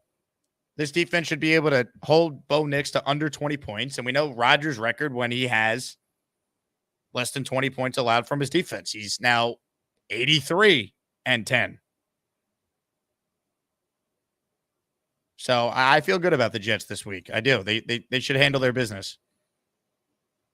Here's the other thing, too. Michael Nania dug up this stat on Jets X Factor. Aaron Rodgers' career in the regular season at home is 90-22-1. That's a winning percentage of .801. This guy dominates at home. I think a big reason why is at home it's easier to make all the protection adjustments, get in and out of different plays at the line of scrimmage, go through your audibles, because there's no crowd noise. Like, we Jet fans were juiced up, but we weren't dumb enough to be loud when the offense was on the field, you know? We were loud for the defense. We were loud in between plays, but the Jets put up the quiet offense at work sign. We listened. So it's easier for Aaron to basically be Aaron, the greatest ever, probably calling his own offense and doing all the things at the line. Him and Peyton, I think, are the best two I've ever seen at it. Brady as well. Like that, it's easier to do at home, and that's why I think Aaron is so good in his career at home. He's obviously very good on the road too, but there's a significant drop-off from home versus away. On the road, Rodgers is 60-54 in his career. That's a .526 winning percentage. NFL home teams have a regular season winning percentage of .559. Road teams check in at .441. This is since 2008 when Aaron Rodgers became a starter. Rodgers' home winning percentage is 242 above NFL average, .242 above NFL average. His road winning percentage is only .085 ahead of league average. So being at home matters. That's why winning the division and getting a home playoff game matters. Being the number 1 seed in the conference matters, man. This team has never had a home championship game. Those stats kind of just point to that. Ladies and gentlemen, Sharif is the first person an hour and 17 minutes into the program today to become an official Asmaniac. He did it the old hard way. So Sharif Abdul Ali, I thank you, my friend. Let's go. Make sure you guys turn on gift receipts because someone's going to make it rain. We don't know when. Sometimes it happens in bunches. Sometimes it happens here or there. You never know. You also never know what this guy is going to say. We say hello to the great, the incomparable Chiefs fan. Yo, hello, what up, Chiefs Jake? fan. You guys are just going to rock Denver. That was a fluke that happened yesterday. I think so. And also, whoever gifted me a sub, thank you. Poyo, thumbs up, meaning Poyo means thumbs up. Also means chicken. But like, I'm really happy for you guys. Like, you beat the Patriots. I almost won the $100. I only made $75 off of the bet with my family. Rodgers did everything but one rushing touchdown. So we checked off 3 check marks. I had him for 1 rushing touchdown. So really, he got his 2 touchdown passes. He got over the yards that I had picked him in. I upped my bet on the Jets winning the division, by the way. I had it for 50. I threw another 50 on top of it. So I have 100 down on the Jets winning the division this year to support y'all. I appreciate it, Chiefs fan. I hope you I win have some money. I have a friend who lives in Vegas, and if I win any bets, I always pay out 25% since he's the one putting it in his name. 25%. I think you're getting a bad rate on that. Oh no, I'm letting him. Well, he's paying taxes on it, still. So where do you I'm live, just Chiefs checking. fan? Sports gambling is not legal in your state? Illinois, but I rather just give my friend the money. I don't know how gambling laws work here. I think you're getting ripped off. That's how Oh that no, works. he's done all my bets since we met at a Vegas YCS years ago for Yu-Gi-Oh. So we've been friends since for like a good 5 years, and I'm like, he does all the bets, and I also throw him extra money. But I don't mind giving him the extra money because like it's ever since COVID, like he would backpack fit Yu-Gi-Oh cards, and then during COVID, the product would be so bad. You would open this $1,000 card, see a dent in the corner, and only be worth $250. He went through that. Chiefs fan, you're getting played here, man. I'm fine with it. The guy's cool. I don't mind. Like he's paying taxes on it. I don't mind. I don't think he's paying as high of a tax as you think he is. He's placing a bet for you. Yeah, it's fine with me because right now, like the hours I'm working and all the extra side money I'm working, and in the next 2 years I can reach into my trust fund. So I'm gonna be sitting good. All right, if you say so. But like I don't mind like throwing out extra money to people because like honestly, like I want to give subscriptions here. It's just my PayPal will not allow it for some damn reason. Sure. And like when I got my bonus, I still got 200 of it on me. Hold on. Gotta flex real fast. When I got my bonus for re-signing with them and been working for a bit. How much is that? $205. Wow. I gotta flex real fast. So I went and took out my bonus money since I'm gonna buy, instead of buying that deep fryer, I'm just gonna buy a smaller one. It would take up half of my cooking area, so I don't want that. Do they call you Moneybags, Chiefs fan? Oh no, but at least I'm not a robber like the Wolf guy. Mm. But yeah, I'm just happy. When you say Wolf guy, do you mean the Wolf of Wall Street? Is that what you're referring to? No, I'm talking about the Chiefs guy who dressed up like a wolf around the bench. Oh, okay. Yeah. I see what you're saying. I know that story. I do my money legit. Would you consider yourself a trust fund baby? I don't know, but I just found out about my trust fund last year because my grandparents are like, I'm like, you're the only grandson that actually listened to us throughout the years and didn't fight and argue with us and beg for money over the years. So if I want to move back to Chicago, I got the money. I got $7,000 coming to me in 2 years. Oh, baby. Yeah. What are you going to do with that money? money? I don't know if I have to pay taxes on that, so I'll find that out. Are you going to gamble it? No. No.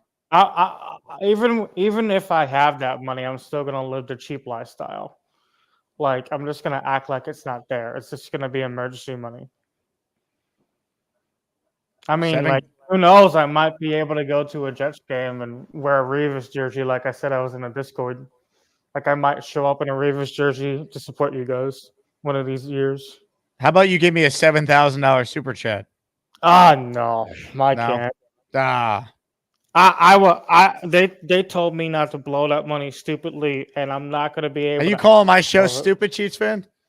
No, I'm not calling yourself stupid, but they said don't blow it all in one go because they set up a trust fund for my older brother when he was 18 and signed it over to him when he was 21, and he blew through $10,000 within a week. What do you spend it on? Strippers? Nose candy and strippers, basically. Wow. Sounds like you have We haven't talked to him in years. All right. I wonder why. I mean, I don't like cocaine. It's one of those drugs that, like. You've done that before? I said I don't like cocaine. It's one of those addictive drugs. Right. Like doing weed and popping an edible is fine. You'll be fine. But like once you get into the harder stuff like cocaine and crack, it's gonna mess up your heart rate. Have you partaken in those drugs? No.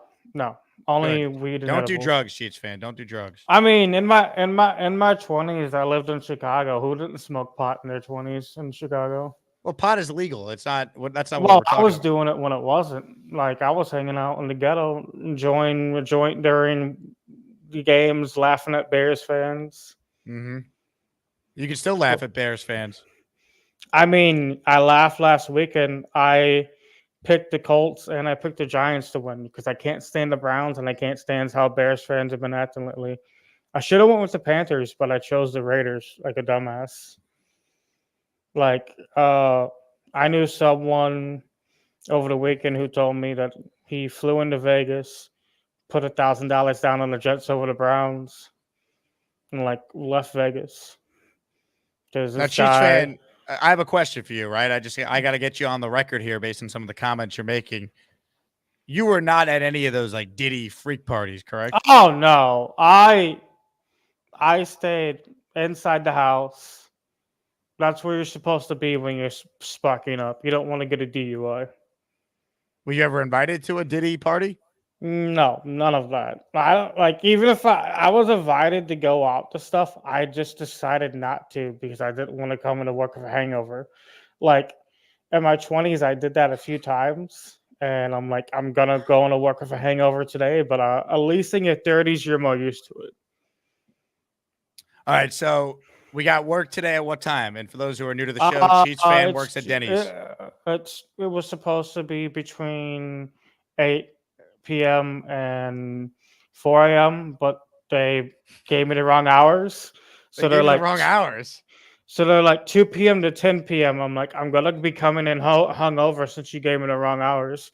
They're like, I'm like, are you gonna be okay? I'm like, via bloodline, I'm mostly German, and I got a little bit of Ruski in me, so yeah, I'm fine. All right, well, Chiefs fan, you have a great day at work. All right. Yeah, I'm just excited. Like this whole weekend, I found out I could access my trust fund. You guys won, we won, and I made a little money off of family too. $7K in the trust fund, baby. Well, when here's do you the get thing. it? When's the date? We'll start a. Well, Gator to do like a countdown. Here's the thing about that trust fund. I've been told it can go all the way up to 7,500 within the next, if I don't touch it within 3 years. So if I don't touch it within 3 years, that's an extra 500 in my account. So it's either $7,000. When though? When would you get it if you $7 do take grand it in 2 years or 7,500 in 3 years? Okay. All right. Well, we have time to make the decision. When I get that trust fund, I might actually go on my dream vacation. Oh, we got to hear about this. Where's your dream vacation? I want to go. I want to go to Japan if they still have that One Piece boat because I'm a big One Piece fan. Japan? You and Hassan Reddick, huh? I mean, I would take.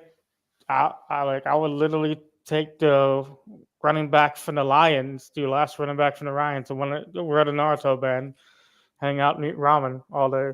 Like the main reason why I also want to go to Japan, it's just the food and all the anime stuff, like One Piece, Naruto, Bleach. Are you a sushi guy?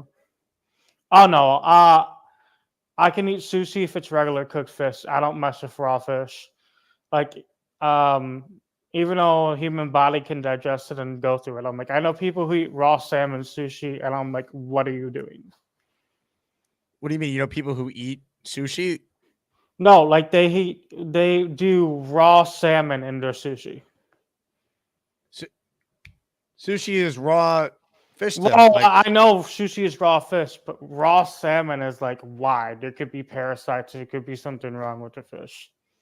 Like you're supposed to. When I have a spicy salmon roll, is that not raw salmon? I've always been taught that you don't eat raw salmon, but it is what it is. Well, Chiefs fan, you said a lot today, and I hope you have a great day at Denny's. I mean, I'm going to, and if I'm too hungover to go into work, I'm just gonna be like, "Hey, sorry," because I drank like 8 times this and whiskey over the weekend. I celebrated, went out, got a big old thing of Fireball and a small thing of Jack Daniels. So I was buzzed all weekend. Chiefs fan, hang in there, all right? All right. Peace. Ladies and gentlemen, the great Chiefs fan. Slam the Chiefs fan emoji. While that was happening, guess what was happening in the chat besides some of the comments that I look forward to reading back because I'm still dying inside after seeing some of them. Tom Ace wrote, Chiefs fan going to cut down the nets with calls like this. Like, I think Gorman's the number 1 seed right now, but it's all about who's playing at their best in March Madness. And in the Asmaniac bracket, if you don't think Chiefs fans got a chance of cutting down the nets, you haven't been paying attention. I'm with you, Tom. Great take. Felix, a 20 spot of channel memberships, baby. I told you someone was going to gift big today, and it comes from the incomparable Felix Campos. Felix Campos, he wonderful, wonderful guy. He gives a lot of gift memberships and loves the Jake Asman Show. Take the money. Oh, baby, here we go. You know what that means. 20 memberships. There's a certain rule on this show. If we get to 20 or more at a time that are being gifted, it starts raining. It starts raining channel memberships. Ladies and gentlemen, here we go. 20 names to read. And we start with the following listener who's now an Asmaniac. Joe, WD, K-Jack, DP, Larry Rudolph, Car Vessa, Jay Griffin, D. Sass, Brian Sweeney, Kevin Sanchez, Jay Long, I'm Going Derper, Alec Estrada, Maurice, Harvey Bouchard Jr., O. Lozano, Astro is off the chain, Sean Snow, Dano Jets.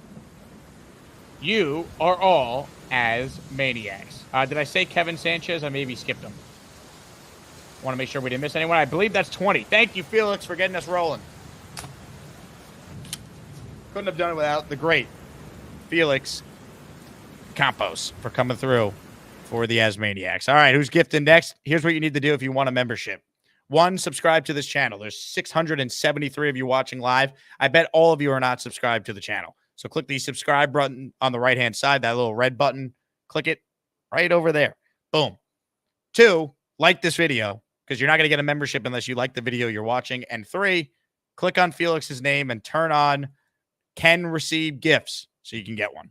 Daniel did it the old-fashioned way. He's like, I'm not waiting for a gift. I'll just do it myself. Bang! Bang! Wonderful. All right, let's get to more of your calls right now. We've been waiting for this meeting of the minds. So for those who have been following the show, V-Man was doing everything in his power to try and get to the Jet home opener on Thursday, coming all the way down from Peekskill, New York. One of our great listeners, Curly Norman, said, V-Man, I don't live far from you. I'll drive you to the game. And guess what, folks? That actually happened. So we say hello right now to both Curly and to V-Man, who joined the show together. Gentlemen, how are we? What's up? Can you hear me? We hear you, Curly. We hear you. V-Man, I'm doing fantastic. How are you? I'm great, man. V-Man, unmute your mic, and I'll ask you some questions as well during this conversation. So, Curly, I want to start with you. What were your expectations going into the process of picking V-Man up?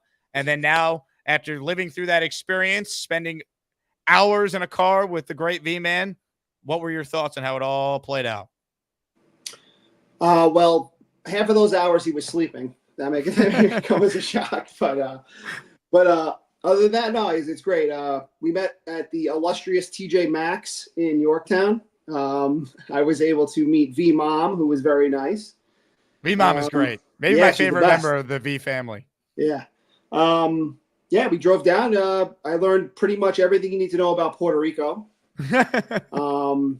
And then we met up with my dad. We drove down. V-Man tried to convince my dad to take a vacation to Puerto Rico, which my father was very resistant to. So that was a great conversation. And, yeah, we made it down. So it was great to meet everybody.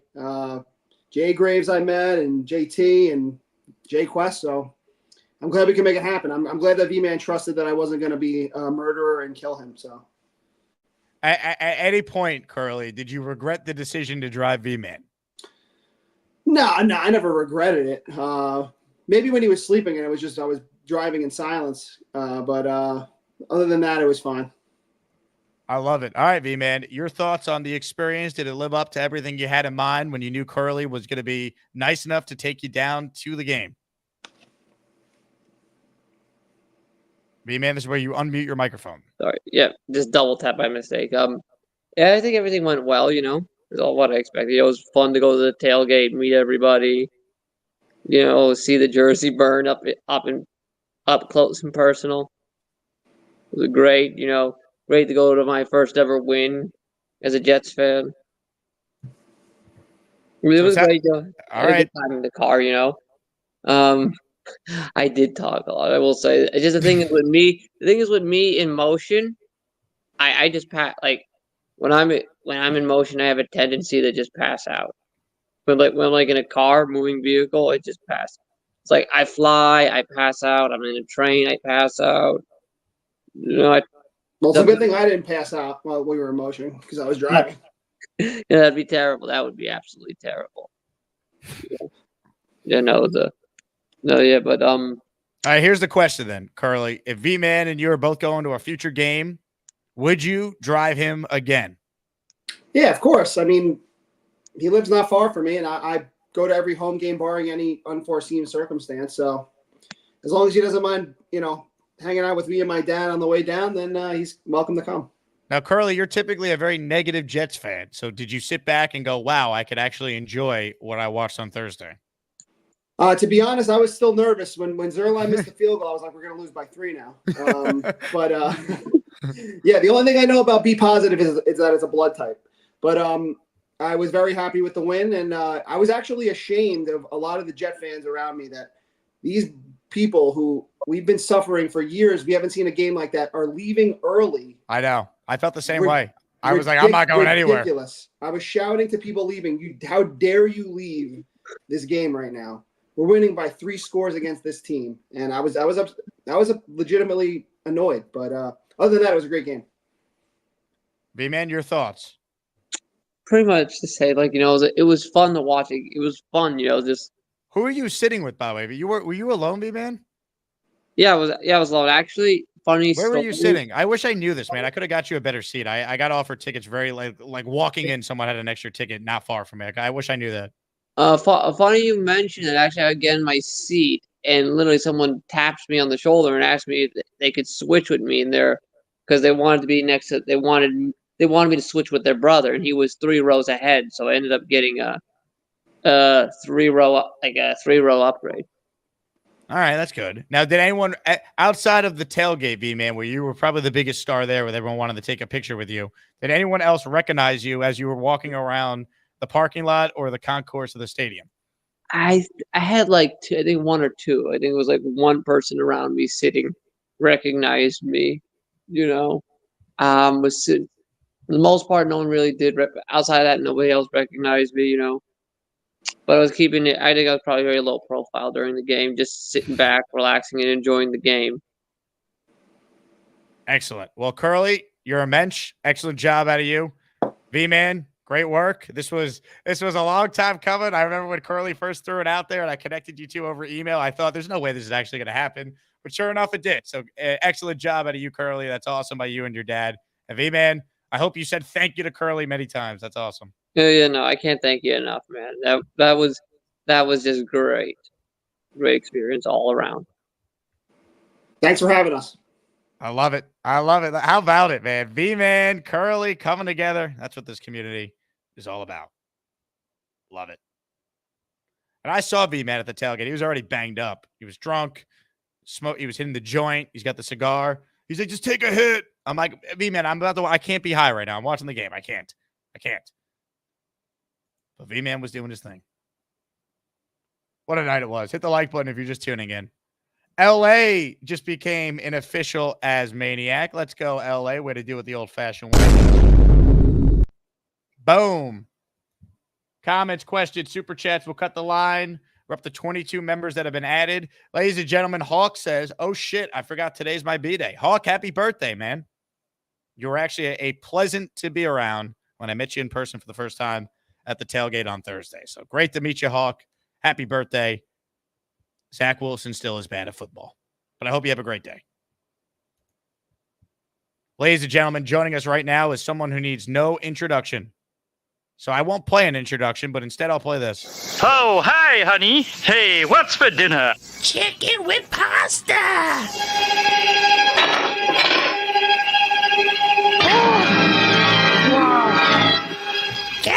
been acting really weird. Are you sure you're okay? Oh, come on now. Don't you know the chicken doesn't go with pasta?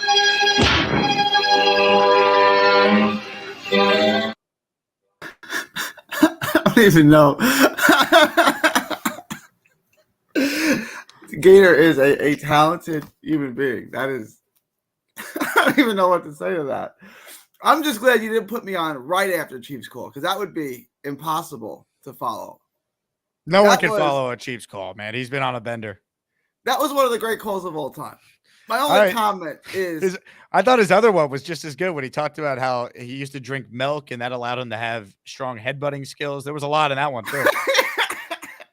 I used to drink a lot of milk too. Maybe I'm a good headbutt. I don't know. He did say that he didn't like Coke. It's kind of the one sentence that no one ever uttered. I tried cocaine and didn't like it. I don't think anyone's ever said that before him. That was an interesting take. There was a lot of that call that I look forward to seeing in a future Best of the Jake Asman show. If I can give advice to anyone and listening, the younger generation, simple. Don't do blow. That stuff is awesome. I want to get into Reddick real quick. I know right now it seems like we don't need him, right? How many sacks do they have against New England? 7? Yes. Okay. We still need him. And, like, we're a better team with him. And we've already traded for him. The damage is already done. I understand after a game like last week, it looks like we don't need him. We got 7 sacks without him. And I get that.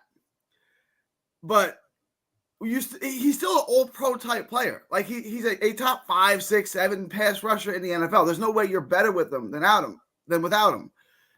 So, like, this still needs to get done if possible. I don't know what his deal is either, and he doesn't speak to the media. I have no idea what his requests are, and I don't think anyone else does either, unless you know something that the rest of us don't know. Is this just gone now? Like, is this just like, is Reddick not going to be a Jet this year? Like, he's not going to play for the Jets this year? Is this just something that, like, just didn't work out? It feels like if nothing gets done this week, I don't know when it's getting done. This would have been the time to do it. You had 10 days in between games, and we're sitting here on Monday. There's no news about the guy. So maybe he is prepared to sit out the whole year or just show up with 6 games left so his contract doesn't toll. He just has no interest in playing for the Jets. Money doesn't move him. We know he's an idiot for giving up money, but he doesn't care. I don't know. None of this has made sense. Most people are motivated by money. Maybe he's just too big of an idiot to see that and not do it. But it doesn't make any sense, though. If he's not holding, if it's not about money, what's he holding out for? Like, you know what I'm saying? He's holding out over money, but then he's giving up. You know what I'm saying? He's burning the candle on both ends here. He's giving up money over here and decreasing his value every day over here. He feels wronged by the Jets. Like, they wronged him he feels like they told him they were going to pay him. They didn't. He's like, I'll never work for these guys. I don't care. I'll pay my fines, show up with 6 games, and then be a free agent next year. I don't know. I don't know what his thought process is.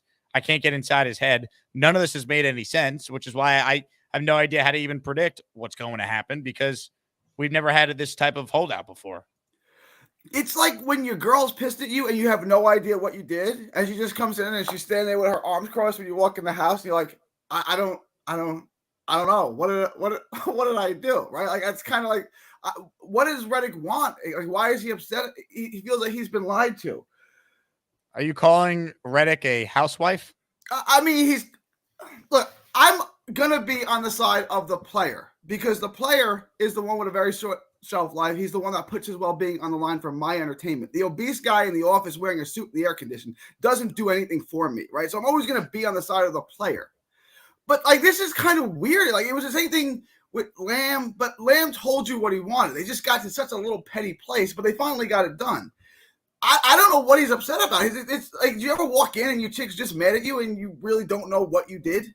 Like, that's kind of what we have here. Like, he's not saying anything. Like, tell me what you want. Like, what is it that you want that's realistic?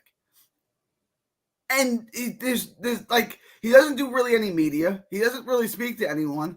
He won't show up. Like, at this point, after a 7-sack performance where you trounce your division rival, wouldn't you play ball a little bit? Like you had your chance after week 1, it didn't happen. Like now the ball's really in their court because they just had a 7-sack performance, and everyone's talking about them like they're a top 5 defense again. Now, I still think they need Reddick. I still think in order to be best chance of winning the Super Bowl, you need that guy. Tom writes in, Gary, you have to read between the lines with women and what they want. You can read that fine print in between. You let me know. You write a book, Tom, on what women want. You'll be the richest man in the world. All right. I don't know. It's never logical, right? Like it never makes sense. Like men are reasonable, like except for Reddick, I guess. Apparently, I don't know what he wants, but like women, you don't know. It's gonna change. It changes. Like changes like the weather. Sean writes in, you know what you did, Gary? A man can't hire a hot nanny and expect to get away with it. You guys find my nanny attractive? Is that what you're saying? I'm just reading the comment here. I'm not saying you. I'm saying Sean Snow. Is the guys generally find? I didn't hire her. I showed up. My wife hired her. My wife met her. She lives a couple blocks away. My wife met her. She works with special needs kids. I showed up one day, and that was my nanny. My wife hired her from from the beginning. I didn't hire her. All right, very interesting. Oh yeah, and Jake, you were talking about with Chiefs fan gambling not being legal, sports gambling. It wasn't legal in Texas. It still isn't. You lived there for 5 years. I'm well aware. Yeah, I mean, it's not like there's a bunch of states where it's not. But the state he is in is legal. My friend does middays on the Kansas City sports station there. He also hosts a gambling show. So like sports betting is legalized there. Okay. I don't know which one. I don't know if it's Kansas or Missouri because they're all like it's all confusing. Yeah. But one of them has legal sports betting. Okay. And is it one of those things like sports betting isn't legal in Jersey, but it's legal in New York, right? No, it's legal in both now. It's legal, but it wasn't legal in New Jersey up until recently. No, New Jersey was the first state besides Nevada, and then for online sports betting for both. Because I remember I had a friend who couldn't place bets in Jersey online. I think he can now. He had to go over to New York there's ways around things. There's ways, or maybe it was just one of the books. Was DraftKings not up in New Jersey? Because like in Florida, they only have Hard Rock. That's the only place. That's the only book you can use in Florida is the Hard Rock, if I'm not mistaken. Right? Like you can't use DraftKings or FanDuel. You can only use Hard Rock, which is like weird. Sean writes in, you have someone come to the house to do your hair. She's jealous. Maybe that's why your wife's mad at you. I go to her house and I don't drive. So my wife typically has to drive me or I have to Uber. So I don't think my wife's not mad at me right now. I'm just saying we've all been there as a guy. If you've been with a chick long enough, you walk home, you get home, you walk in your house and she's standing there cross-armed, giving you the evil eye. And you really have no idea what you've done. And then like, do I just start apologizing for stuff? But then I could admit to something that she doesn't know. Like, use your words, baby. Use your words. Tell me, like I'm not going to start guessing and start incriminating myself. That could go badly, So how do you get it out of her? You're just like, what did I do? Be specific. Again, dealing with women is not easy. Like if Tom Mason is so good at understanding why women are mad at you, just write a book on it and be a billionaire. Like, I don't know, like a lot of times just do stuff for her and maybe she'll forget about it. Like, I don't really, when a woman is mad at you and she's not talking to you, it's like Reddick. Like, I don't know what you want. What is it that you want? Tell me what you want. I can't help you unless you tell me why you're mad at me. Genergy's a woman. She wrote communication. When she's standing there, we've all been here, right? And I know Genergy's done it to some guy that she was dating or in a relationship too, where she's just mad at him and not telling him why. And he's like, what does it rhyme with? What does it sound like? What did I do? Like, we've all been there. Mm. If you're saying like you've never had a chick mad at you and she wouldn't tell you why, I'd say you haven't been in a relationship long enough because it's going to happen. I don't know. Like, it is what it is. Quick side note, Gary, before I let you go, I think Jameis Winston's about to start for the Browns pretty soon here. Deshaun Watson is terrible. We were talking about this the other day. Do you think he wants to start at this point, or do you think he wants to be a backup? You're talking about Jameis or Deshaun? Yeah, Winston. I think he wants to start. I think players want to play. Not Derek Carr. David Carr had a chance to start for other teams, but he wanted to stay with the Giants and be Eli's backup. If you remember, at the end of his career, he had other opportunities to start, but he stayed with the Giants to be Eli's backup. Like backup quarterback, guys, if you can kind of steer your kids in a career, backup quarterback is a pretty good job. It's pretty good. Like Paulie says Gary's presence is underrated on this show. Thank you, Paulie. When you introduced Chiefs fan, you said we never know what this guy is going to say. I thought you were going to me, but then you said the great, the incomparable. So then I knew you weren't talking about me. No, definitely. Go somewhere else. Yeah, definitely not. That's definitely not me. That great and incomparable is not me. Well, you know what, Gary? You said a lot today. I feel like you brought a lot to the show, and keep killing it, man. This is one of your better calls. I appreciate that, Jake. Are you being serious? I am, yeah. All right. I appreciate that. Oh, and by the way, is Chiefs fan going to be a 1 seed? He's got to be a 1 seed, right? Chiefs fan, Gorman, and Lane Train or how 1 seed's locked up. Look, the seeding has not been determined to this point. It's we got ways to go. I mean, we got till March, but you want to talk about a preseason All-American, Chiefs fan, Charles Gorman, V-Man, Bobby, Lane. I mean, it's gonna be a really tough tournament. Who would you have your money on? Who, like early money? I think it can change. We're still months out, but for me, I know who I would bet on. I don't know what the odds look like, but I'm pretty confident I know who's going to win. I probably would take Gorman right now. Yeah, so I think we all feel that way. They asked Iverson about being the first pick in that 96 draft, that famous draft, and he said, if I was the Sixers, I would have drafted Kobe Bryant. Like, for me, if I could draft someone, I'm drafting Gorman. Gary, thank you for your time. And this is my nanny, babysitter, assistant, helper lady. Hello. She goes to Oklahoma. Morgan, how long have you been a nanny to Decker? 3 years, since 2021. Wow. Yeah. You and Gary's wife have done a great job because there's no way Decker turned out the way she did because of Gary. I'm just catching up on some of the comments here, and this is for everyone. You know who you are. Calm your freaky down. Just saying. Eric says, good thing Jake didn't put Bobby on. Could you imagine?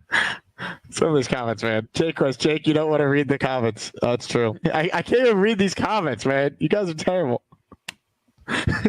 Gary, what are your thoughts on everyone seemingly being a big fan of your nanny? She's fantastic. She's the best. She is. That she is. Thank you. Thank you for the time. Gary's nanny needs her own emoji. This chat is going wild today, folks. All right. Richard Todd is watching the show in delay, says, just saw Gary's nanny. Interesting. What's so interesting about it? Top Cat says we need Scott to normalize the chat again.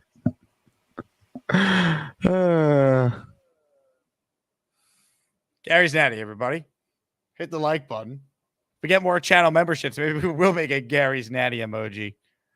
A couple things I wanted to show here. First things first, shout out to the listener here on Instagram, listener Dirty Dan. So he commented on my Jake Asman Show Instagram today. I was at the game and sat a few seats behind you, and after the Garrett Wilson touchdown, you yelled, "It's not enough. I want blood," and we all were dying. I'm right there with you, brother. I get asked a lot, Jake, how come you don't live stream yourself watching Jets games? And this is exactly why.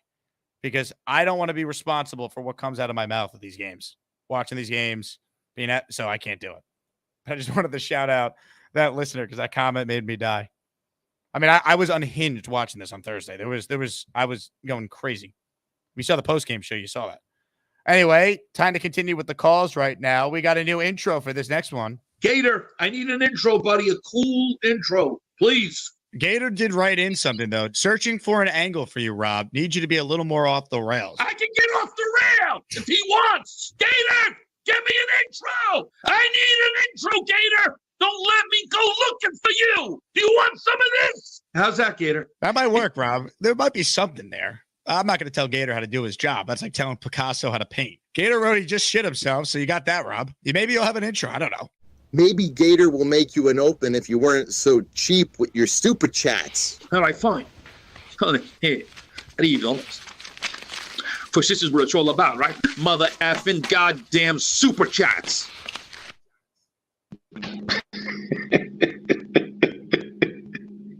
I like it. I like it.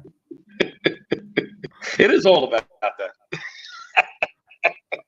And by the way, Jake, where's Alan?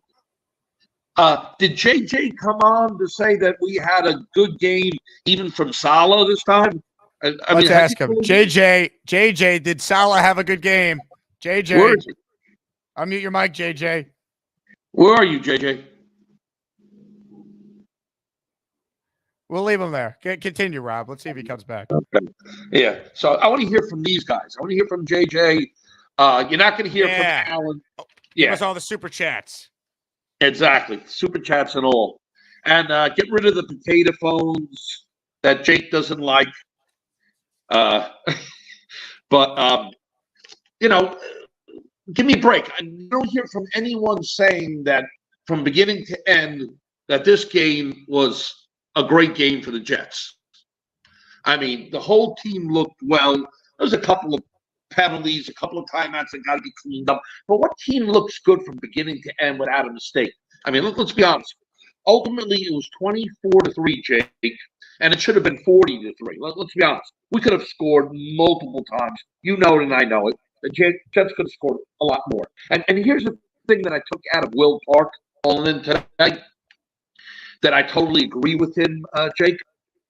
It's kind of true. People got to realize Aaron Rodgers at the end of the day is human. He might be a superhuman playing the sport of football, but he's human. And you know what? Maybe mentally it took, not physically, but maybe mentally it took 3 weeks for him to have the confidence to run out of the pocket and start throwing.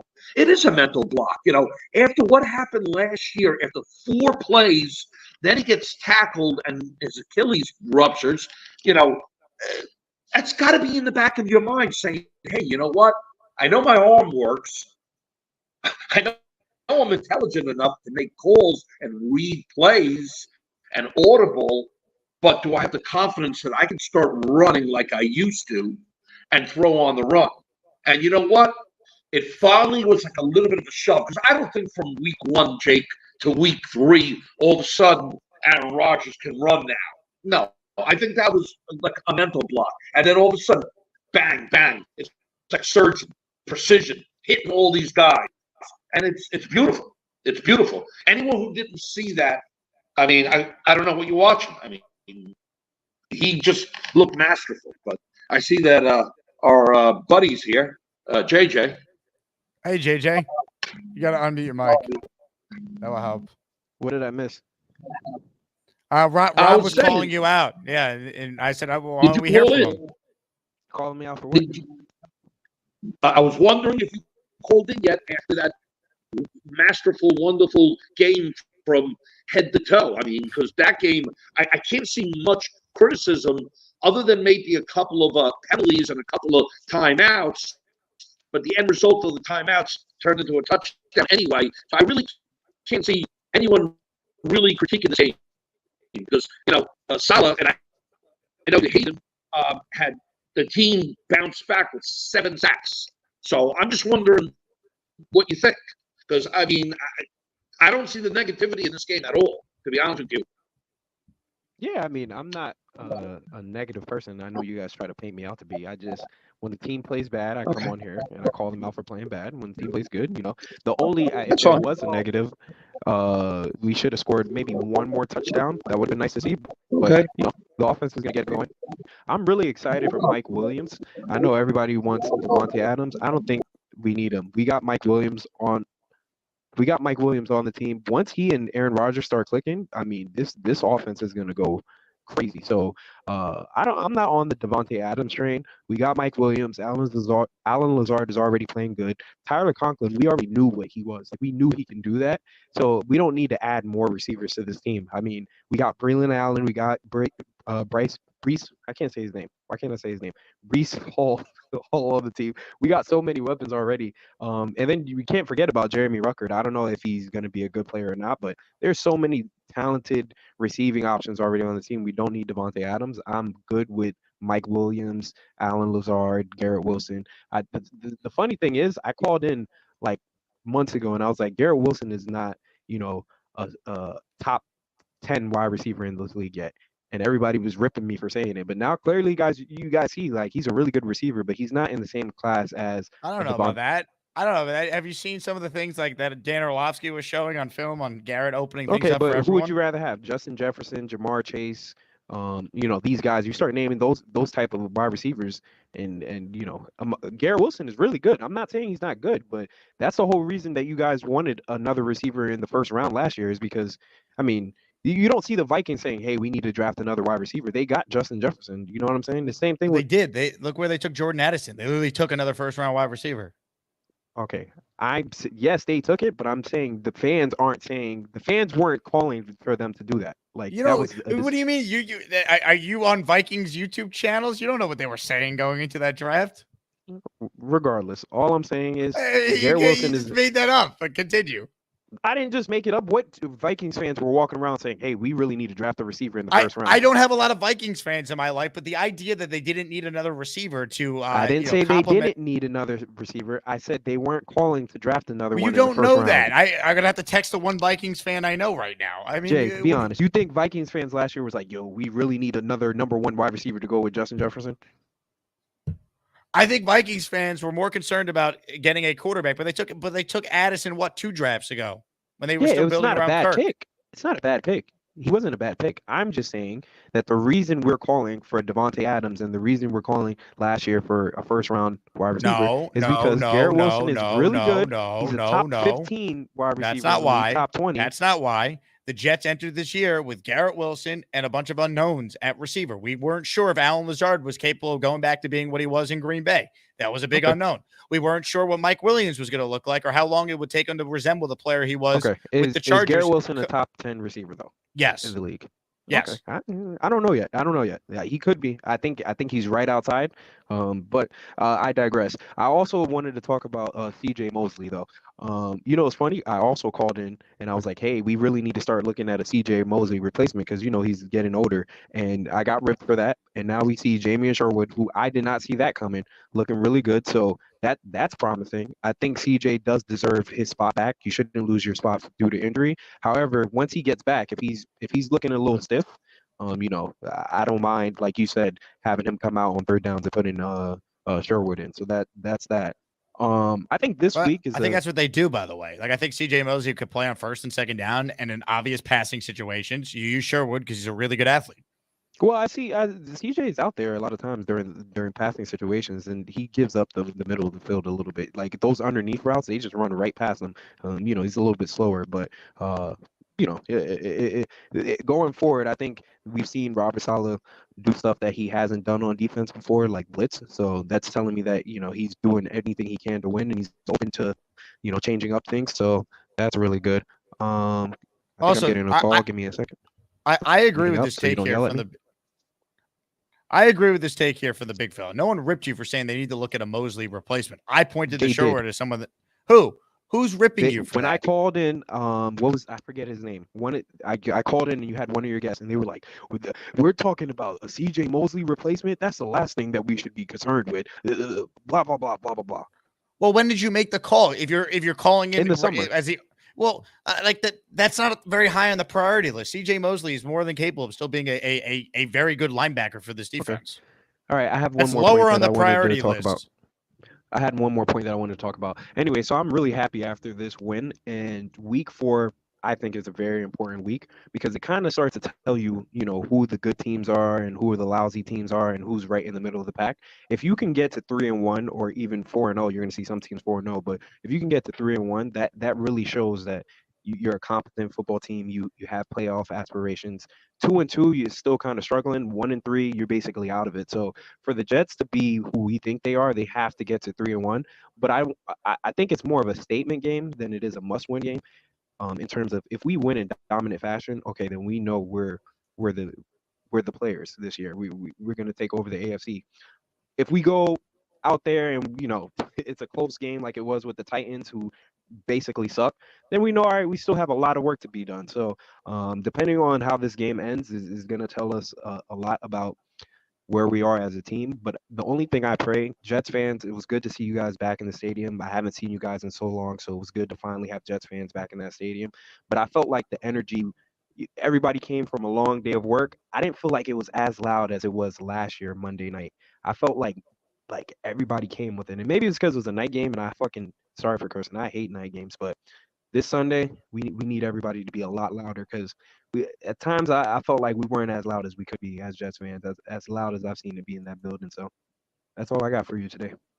JJ, thanks for the time. You could take your phone off the urinal or the toilet where it was positioned, and you can move on with your day. We appreciate it. I do agree with you with the crowd, though. I thought the crowd was excellent last Thursday. I thought the Monday night opener last year was better. As someone who was at both. Because I think last year there was just pure excitement, right? There wasn't any anxiousness like there was this year. We're just like every time Aaron was moving, you were a little nervous. Like as great as he was playing, you're just like, is it almost too good to be true what we're watching? It was an elite crowd, though. Don't get me wrong. Rob is waving like Bobby Midnight right now, trying to come back on. Rob, your audio was shit. That's why I couldn't leave you both on together. My audio's bad? Yeah, it was crackling. People were complaining in the comments. I think it's JJ. I don't think it's mine. How is it now? It's fine. Go ahead. What did you want to say? Yeah, I think that was JJ. But anyway, no, I just wanted to say real quick. I really enjoyed my birthday with my grandchildren. And Bobby wanted me to call in because he wanted to sing to me, and I couldn't call in yesterday because I was. When was your birthday? Yesterday. I wish I knew. Happy birthday, Rob. Thank you, buddy. I appreciate it. Well, ladies and gentlemen, joining us right now to sing to Rob is Bobby Midnight. There he is. Well, I got to sing to two people today, Rob and Hawk. Oh. Now, I want mine separate. I don't mind. I know. Okay, I'll do you first, then I'll do Hawk second. Okay. I don't give a shit about Hawk. Okay, don't worry about it. Okay, put me full screen. Okay, ready, guys? Happy birthday to you. Happy birthday to you. Happy birthday, Rob. Happy birthday to you. And I hope you have a great one. How was that? Thank you, Bobby. I appreciate you, buddy. So I just wanted to call back in because Bobby wanted to sing to me, and I couldn't call in on Sunday because I was with family and stuff. So it was kind of impossible. And you didn't really have you only had that half-hour show yesterday, Jake? I didn't do a live show. I was on the radio for 3.5 hours. I posted some segments from the show yesterday. Jake, can you do me just one quick little favor? I was looking for the show with Andrew doing the breakdown, and I can't find it on the any of the previous videos and stuff. Did you not do a breakdown with Andrew on this previous game? We haven't done New England yet. We're doing that. Oh, okay. So I was going nuts looking for it. I said, "Oh, Jake, did the New England game? Let me find it." I couldn't find it. I was it's coming up at 4. It's coming up at 4 today. That's why. That's why. Okay, now I feel better. But just last thing I wanted to say, I would probably go after Yannick Ngakoue, if I'm pronouncing it right. I would go after him because you know why? A guy like Salah would probably get him back into prep like from 2 years ago where he did have a good season. So I would at least go after him because it doesn't look like Hassan Reddick is coming anytime soon. I'm tired of this guy. But we do need another pass rusher when we play against the better teams, Jake. So I would probably go after Jan. Rob, I appreciate you. All right, Bobby, now your Okay, turn. I'll do one more. All right, here we go. This is for Hawk. Happy birthday to you. Happy birthday to you. Happy birthday, Hawk. Happy birthday to you. And I hope you have a great one. Okay, how's that? Great job. Also, Bobby, can you tell your brother that my producer screwed up yesterday? So when you called into the radio show and I put you on right away, someone else then called back. They thought Mikey was you. I learned last night watching Nick Shine's show that your brother tried to call the radio show. But he sounded too much like you. They thought it was you calling back, and they weren't going to put you on again. So that's why that happens. I didn't even know he was on hold until I saw the Nick Shine chat. I had no idea this happened. Then I texted my producer and explained what happened. So that was why Mikey didn't get on the radio. That happens when me and Michael call in WFAN sometimes. Yeah, you guys sound too similar. Yeah. So yes, you did very good on your radio show. I wanted to say that. Thank you. Thanks for calling. Did I call in good? You were a great caller. He didn't call me Bobby Midnight. I told him to change it to Bobby Midnight. But he's a cool dude. I do like your producer backstage. All right. Yeah. Did you tell him that? I will let him know next time I talk to him. Sure. Oh, I thought he knew. Okay. And then Giants were unbelievable. Yes, I couldn't believe that game. Yeah. It was a must win for them. It adds some juice to this game on Thursday. Yep. Oh yeah. I don't want to see that final score. But Dallas did not look good yesterday at all. No, if you're ever going to beat them, that was the best chance to beat them. I think we have a chance this year. I mean, if the Giants had a kicker, they'd be 2-1 right now. I know. Yes. Oh my God, that was horrible. Gets hurt in the first play of the year of the game. Oh my God, that was awful. And then, we have a better offensive line like you and the Jets.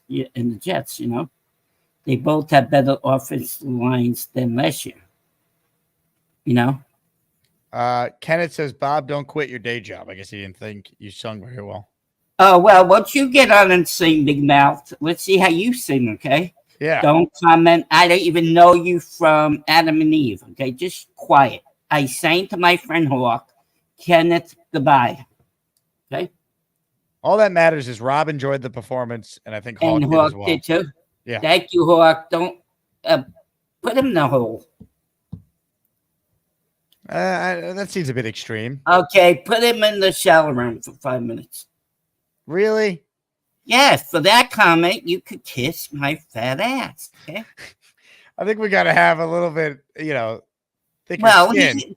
I hate people who type in the chat and can't come on. Yesterday, we had this guy in my chat. He was driving me nuts. Kenneth Noveski was in your chat? Not him. This other guy, Finnegan's Flight Crew. And, oh, man, you didn't see my show yesterday? Oh, I went off. No. I was very busy yesterday. Gator went on my show. I can't use my introduction anymore. The Brady Bunchman, Bobby Bunch, because I got monetized. It sounds like that. You got flagged for it? Yeah, for that one, because it sounds too much like the Brady Bunch. So my pal Andrew's going to be on today? Oh, yeah, he'll be on. I love that guy. He's a big fan of yours. I'm a big fan of his, too, but he hasn't showed up on my show yet. I'm still waiting for... Yeah, Bobby Barthrow, that's fine. No, put the Giant. I'm a Jet fan. Stop it. Change it. I'm a Jet fan, too. I'm not doing this. I'm. Yes, you are. My hands are up. It could be someone else. I saw you typing. Okay, now... and the Yankees only got one more match. Number is 1. Well, it's actually, I guess it's 1. But either way, yesterday's result would have no impact on if they can clinch because they're playing the Orioles anyway tomorrow. So they win tomorrow. They win tomorrow. They win the AL East. Yep. And the Mets are in it too, right? The Mets. I mean, they're alive and well right now. Big series starting tomorrow against the Braves. Hey, come on. You did that. Didn't Gator do it? Gator did it. It might be Gator. Yeah, I think. But I had to tell Gator about. He came in my chat yesterday. He was there when I gave it to him. 1189 says Bobby should make himself available for birthday parties. Well, yeah, I live in Vermont, so I don't know if I could do New York. What would be your rate for someone to hire you to sing at their child's birthday? Well, how much you get on Cameo? Do you think I should do Cameo? I actually think you would make a considerable amount of cash for my audience if you were on Cameo. Yeah, how does that work? I don't understand that. I just know I talked to what's his name, Webster on Cameo, and the other girl from the One Years, I think you could probably charge $20 a cameo. But how do you do it? You have to set up an account? Yeah, you got to go to cameo.com and probably set up a name. I don't know. I'm not on Cameo. I'm not famous enough to be on Cameo like you. Oh, well, I've got to try it. Make some extra money like you do. I don't make money from Cameo. No, you make money from doing the radio stations. We'll sing for food. That's a good one. I like that. I like the Bobby bathrobe, though. That's good. Because this keeps me nice and warm. It's cold out today. John writes in, as soon as Bobby gets off this show, he drapes himself in all blue. John Gotti, won't you go shoot yourself, okay? Whoa, whoa, whoa, whoa, whoa, whoa, whoa. Well, he's from The Sopranos, John Gotti, isn't he? No, he was actually a mobster. Yeah, okay. Won't you go back to jail, John? No, he's dead now. So, hey, for a living guy, you type pretty good. For a dead guy, I mean. Isn't John Gotti dead? Can you hear me, Bobby? Was my mic unplugged? Yep, I think so. Hold on. You sound like you're echoing. All right, check one. We should be okay now. That's better. I know. Well, isn't John Gotti dead? John Gotti writes in, Bobby, watch your mouth before you sleep with the fishes. Oh, you scare me, John Gotti. Ooh, won't you come on and talk? I hate people typing in the chat like that. Ooh, big mouth. Ooh, I'm nervous. Oh my God, he's gonna come up to Vermont and throw me into the ocean with a brick on my feet, cement on my feet. Bobby can play the harmonica. Is this true? No, my holy king. No, I cannot. I don't know how to play that thing. I wish I could. It'd be good, but I don't know how. That was a nice comment, my holy king. I thank you very much. Big fella says you're getting ready for your OnlyFans shoot. Is this true? OnlyFans shoot. What is OnlyFans? I heard about that. What is that? You never been? No, what is that? You should check it out sometime. You might find some stuff you like. Where is it? A website? It's a website, yeah. Oh, do you go there? No, not often. Maybe sometimes. Okay, I'm gonna. Depends on my mood. Depends how many super chats I got that day, Bob. What? Oh, Big Phil, how you doing? I like Big Phil. You? Anybody else talking to me or what? I know you have people in the back. Sean says Bobby plays the skin flute. Oh, okay, Mr. Sean Snow. Why don't you go blow away? Okay, bye. Tom says you would clean up on OnlyFans. Huh? Tom says you would clean up on OnlyFans. Okay, I looked that up. I heard of it. That one I heard of too. Okay, so try that. R&R says nice Giants robe, Robert. No, I like the color blue R&R. That's all. I'm a blue. I like green too. See, what color is this? Is that blue? No, that's green. I like blue. I don't like sleeping with green, but I sleep with blue. Hector, who just signed up for my Patreon, says, Bobby, no one wants to talk to you. Hi, Hector. How's your dog doing? I like his dog. He's a good guy. We met Hector with a dog. Remember? I don't. On my show. Okay. Why does it equal in chicken? What? What does that say? What? Why didn't you quote it? Oh, chicken. Okay, gotcha. Yeah, chicken ass. Sean says Bobby sleeps in the nude. I do not, Sean. No, I don't. Peter Castro has called you a fake Jets fan. Oh, thanks, Peter Castro. I appreciate that, Peter. I thought we were friends. I wish your wife smacked you in the head because you put the $500 on Jake's account. Spank! Oh, I didn't mean to do that, sweetheart. Okay, anybody else in the back? Yeah, there's a couple. Okay, but don't they want to come on? They do, but, it seems like you had a lot on your mind. Yeah, I got a lot on my mind. Some people type in what I don't like. I am a Jet fan. Peter Castro, go sit on your couch. All right. Yeah, okay. John Gotti says you were at Diddy's parties. That's not true, is it? No, I heard of Diddy, but I never go to Diddy's parties. No. He never invited you to one of his parties? No, he's in jail right now. Well, no, he's not in jail. He's in trouble. Yes, I think that's fair to say. Okay, he's in big trouble. Yes. Well, that's stuff he didn't do. So today I'll be back at 4:00. You said 4:00, right? 4:00, yeah. Because Andrew's on. We got to talk to Andrew. He's a great analysis of football, breakdown stuff.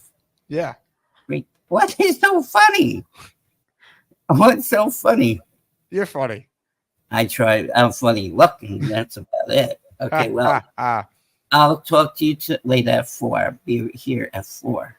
Addison wants me to go live after your show. I don't know. I'll have to see. I might. I don't know. But maybe. I'll talk to you later. You be good. All right, you too. Oh, I like the Yankees and the Jets. Can't believe Jake and Rodgers met. I'm more than just a hat on Bobby. All right. What a show it's been. This guy's been waiting a while. I got to meet him in person for the first time on Thursday at the L5 tailgate. We say hello to Mayung, who's next. Hey, what's up, Mayung? Oh, hey, Jake. How you doing, man? I'm good, my friend. How are you? Did you have a good time on Thursday? Oh, I had an awesome time. That was my first, first ever. What's that? I'm back in California now. I usually I'm only listening to the podcast or the YouTube at work, my headphones, because everyone gets mad at me. They're like, "You're freaking psycho with the Jets," so I have to listen to it privately. Yeah, it was awesome meeting you. I didn't get to meet a whole lot of the Asmaniacs.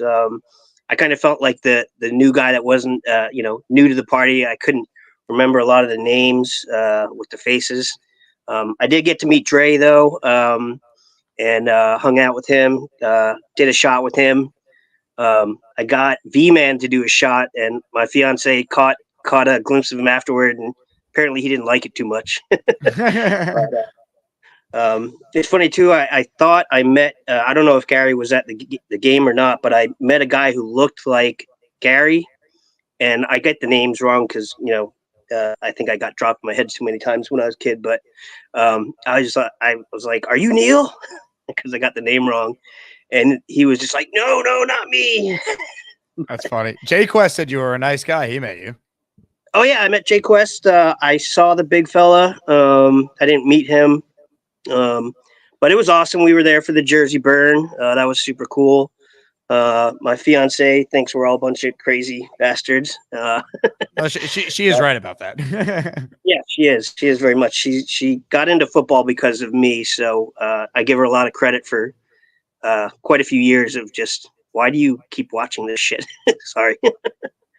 But yeah, no, it was super awesome. The feeling you get, at the stadium surrounded by Jets fans was super cool. We even had some Packers fans right next to us who were, high-fiving every time we, did something good. It was pretty awesome to know that we were there for history in the making. So it was awesome. Great time. Super glad we came away with the win. But I did have a question for you. I saw a thing with Matt Sims and Phil Sims. I think it was from a day or two ago. And they were saying how they were giving Ulbrich credit for bringing the blitzes a lot more for the run as opposed to, trying to get to the quarterback for a pass. Do you think that's something that they actually did intentionally? And it seemed to work. I mean, 7 sacks is, Definitely. They adjusted their scheme. They have the 31st highest blitz rate in the league the last 2 years. They blitz more in this game on Thursday than they have in any other game in the Robert Saleh era. So they've looked at the Patriots and said, we have the better personnel. They don't have weapons that can move up and down the field. If we stop their running game, we're going to win the game. Sauce talked about it afterwards, how they played more man coverage that night than ever because they were blitzing more, and it made sense. And the reason why they were able to do it at such a high level, look at the time of possession in the game. The defense was fresh. Sauce said he felt great after the game because he felt like he barely played because they weren't on the field that long. So the plan worked. I mean, it was a well-coached game, and the Jets players executed. Yeah, pretty awesome that we can make adjustments, huh? I mean, look, they really, for those who have been critical of the staff, everything we wanted to see, they did. They used the pony package more. They came out and their first 6 plays were all throws to set up the run game later in this game. They blitzed way more, right? They basically said, hey, we have the best 3 corners in the league. We're going to strap up New England's weapons. We're going to dare Brissett to beat us. He's not going to be able to do it. And I mean, it was a flawless game plan. They did a really good job. Yeah, it was pretty awesome. Yeah, my fiance is from LA, and when the Rams came back to LA, she was like, I want a home team, and I was like, all right, well, he dealt with the Jets.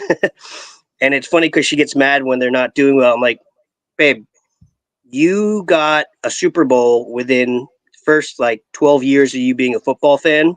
I've been waiting my whole life. So I kind of I don't feel sorry for you. I'm sorry. But one thing I thought about this morning was not to compare Aaron Rodgers to, Matt Stafford or anything, but think of how good Matt Stafford is and how good he's been for all those years in Detroit. And then you bring him to a team that was built to win. And I was kind of feeling yeah, we got Rodgers and we have a team to do it, and kind of made me feel a little giddy, but, I don't know. That's for hopeful thinking, I guess, which is unusual for us. I love it. Well, my great to meet you, man. I'm glad you had a great time. Great to meet you, and hi to all these Asmaniacs. Let's get a killer year. Let's do it. My young checking in. Came all the way out from California to be at the Jet home opener, which was great.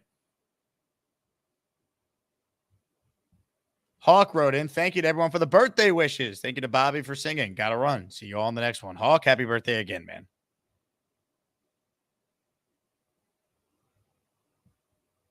Derek, our defense with a lead is lethal. Yeah, I mean, 2-score lead. That's all we need. They did it. They got it done. Kyle Clifton's 2 super chats, then we wrap. No teams are willing to pay Hassan Reddick $25 million right now. Maybe with a good 24 season, he'd get it. New York Jets are win now, but we cannot bend or it's an overpay. Yeah, you got to be smart with how you handle this because it sets a precedent for future deals you're trying to make.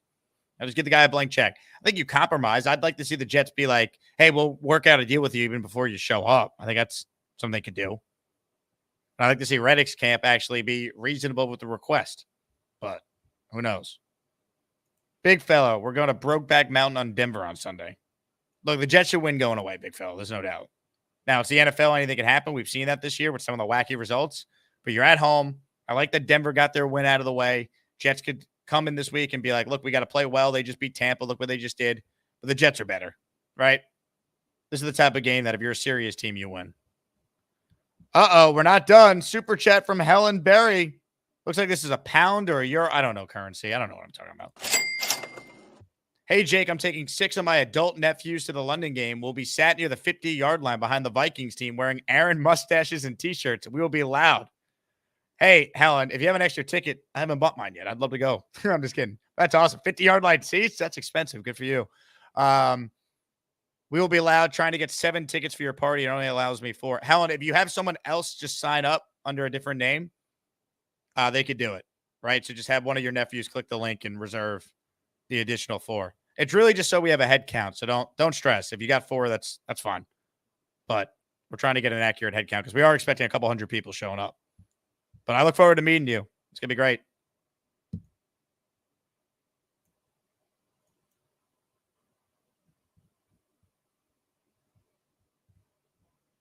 All right.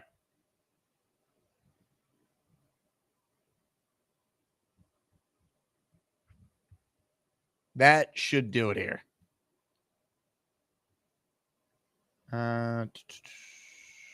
Yes, we're good. Hit the like button on your way out of here, though. By the way, reminder, we did announce details of the London meetup. So check it out.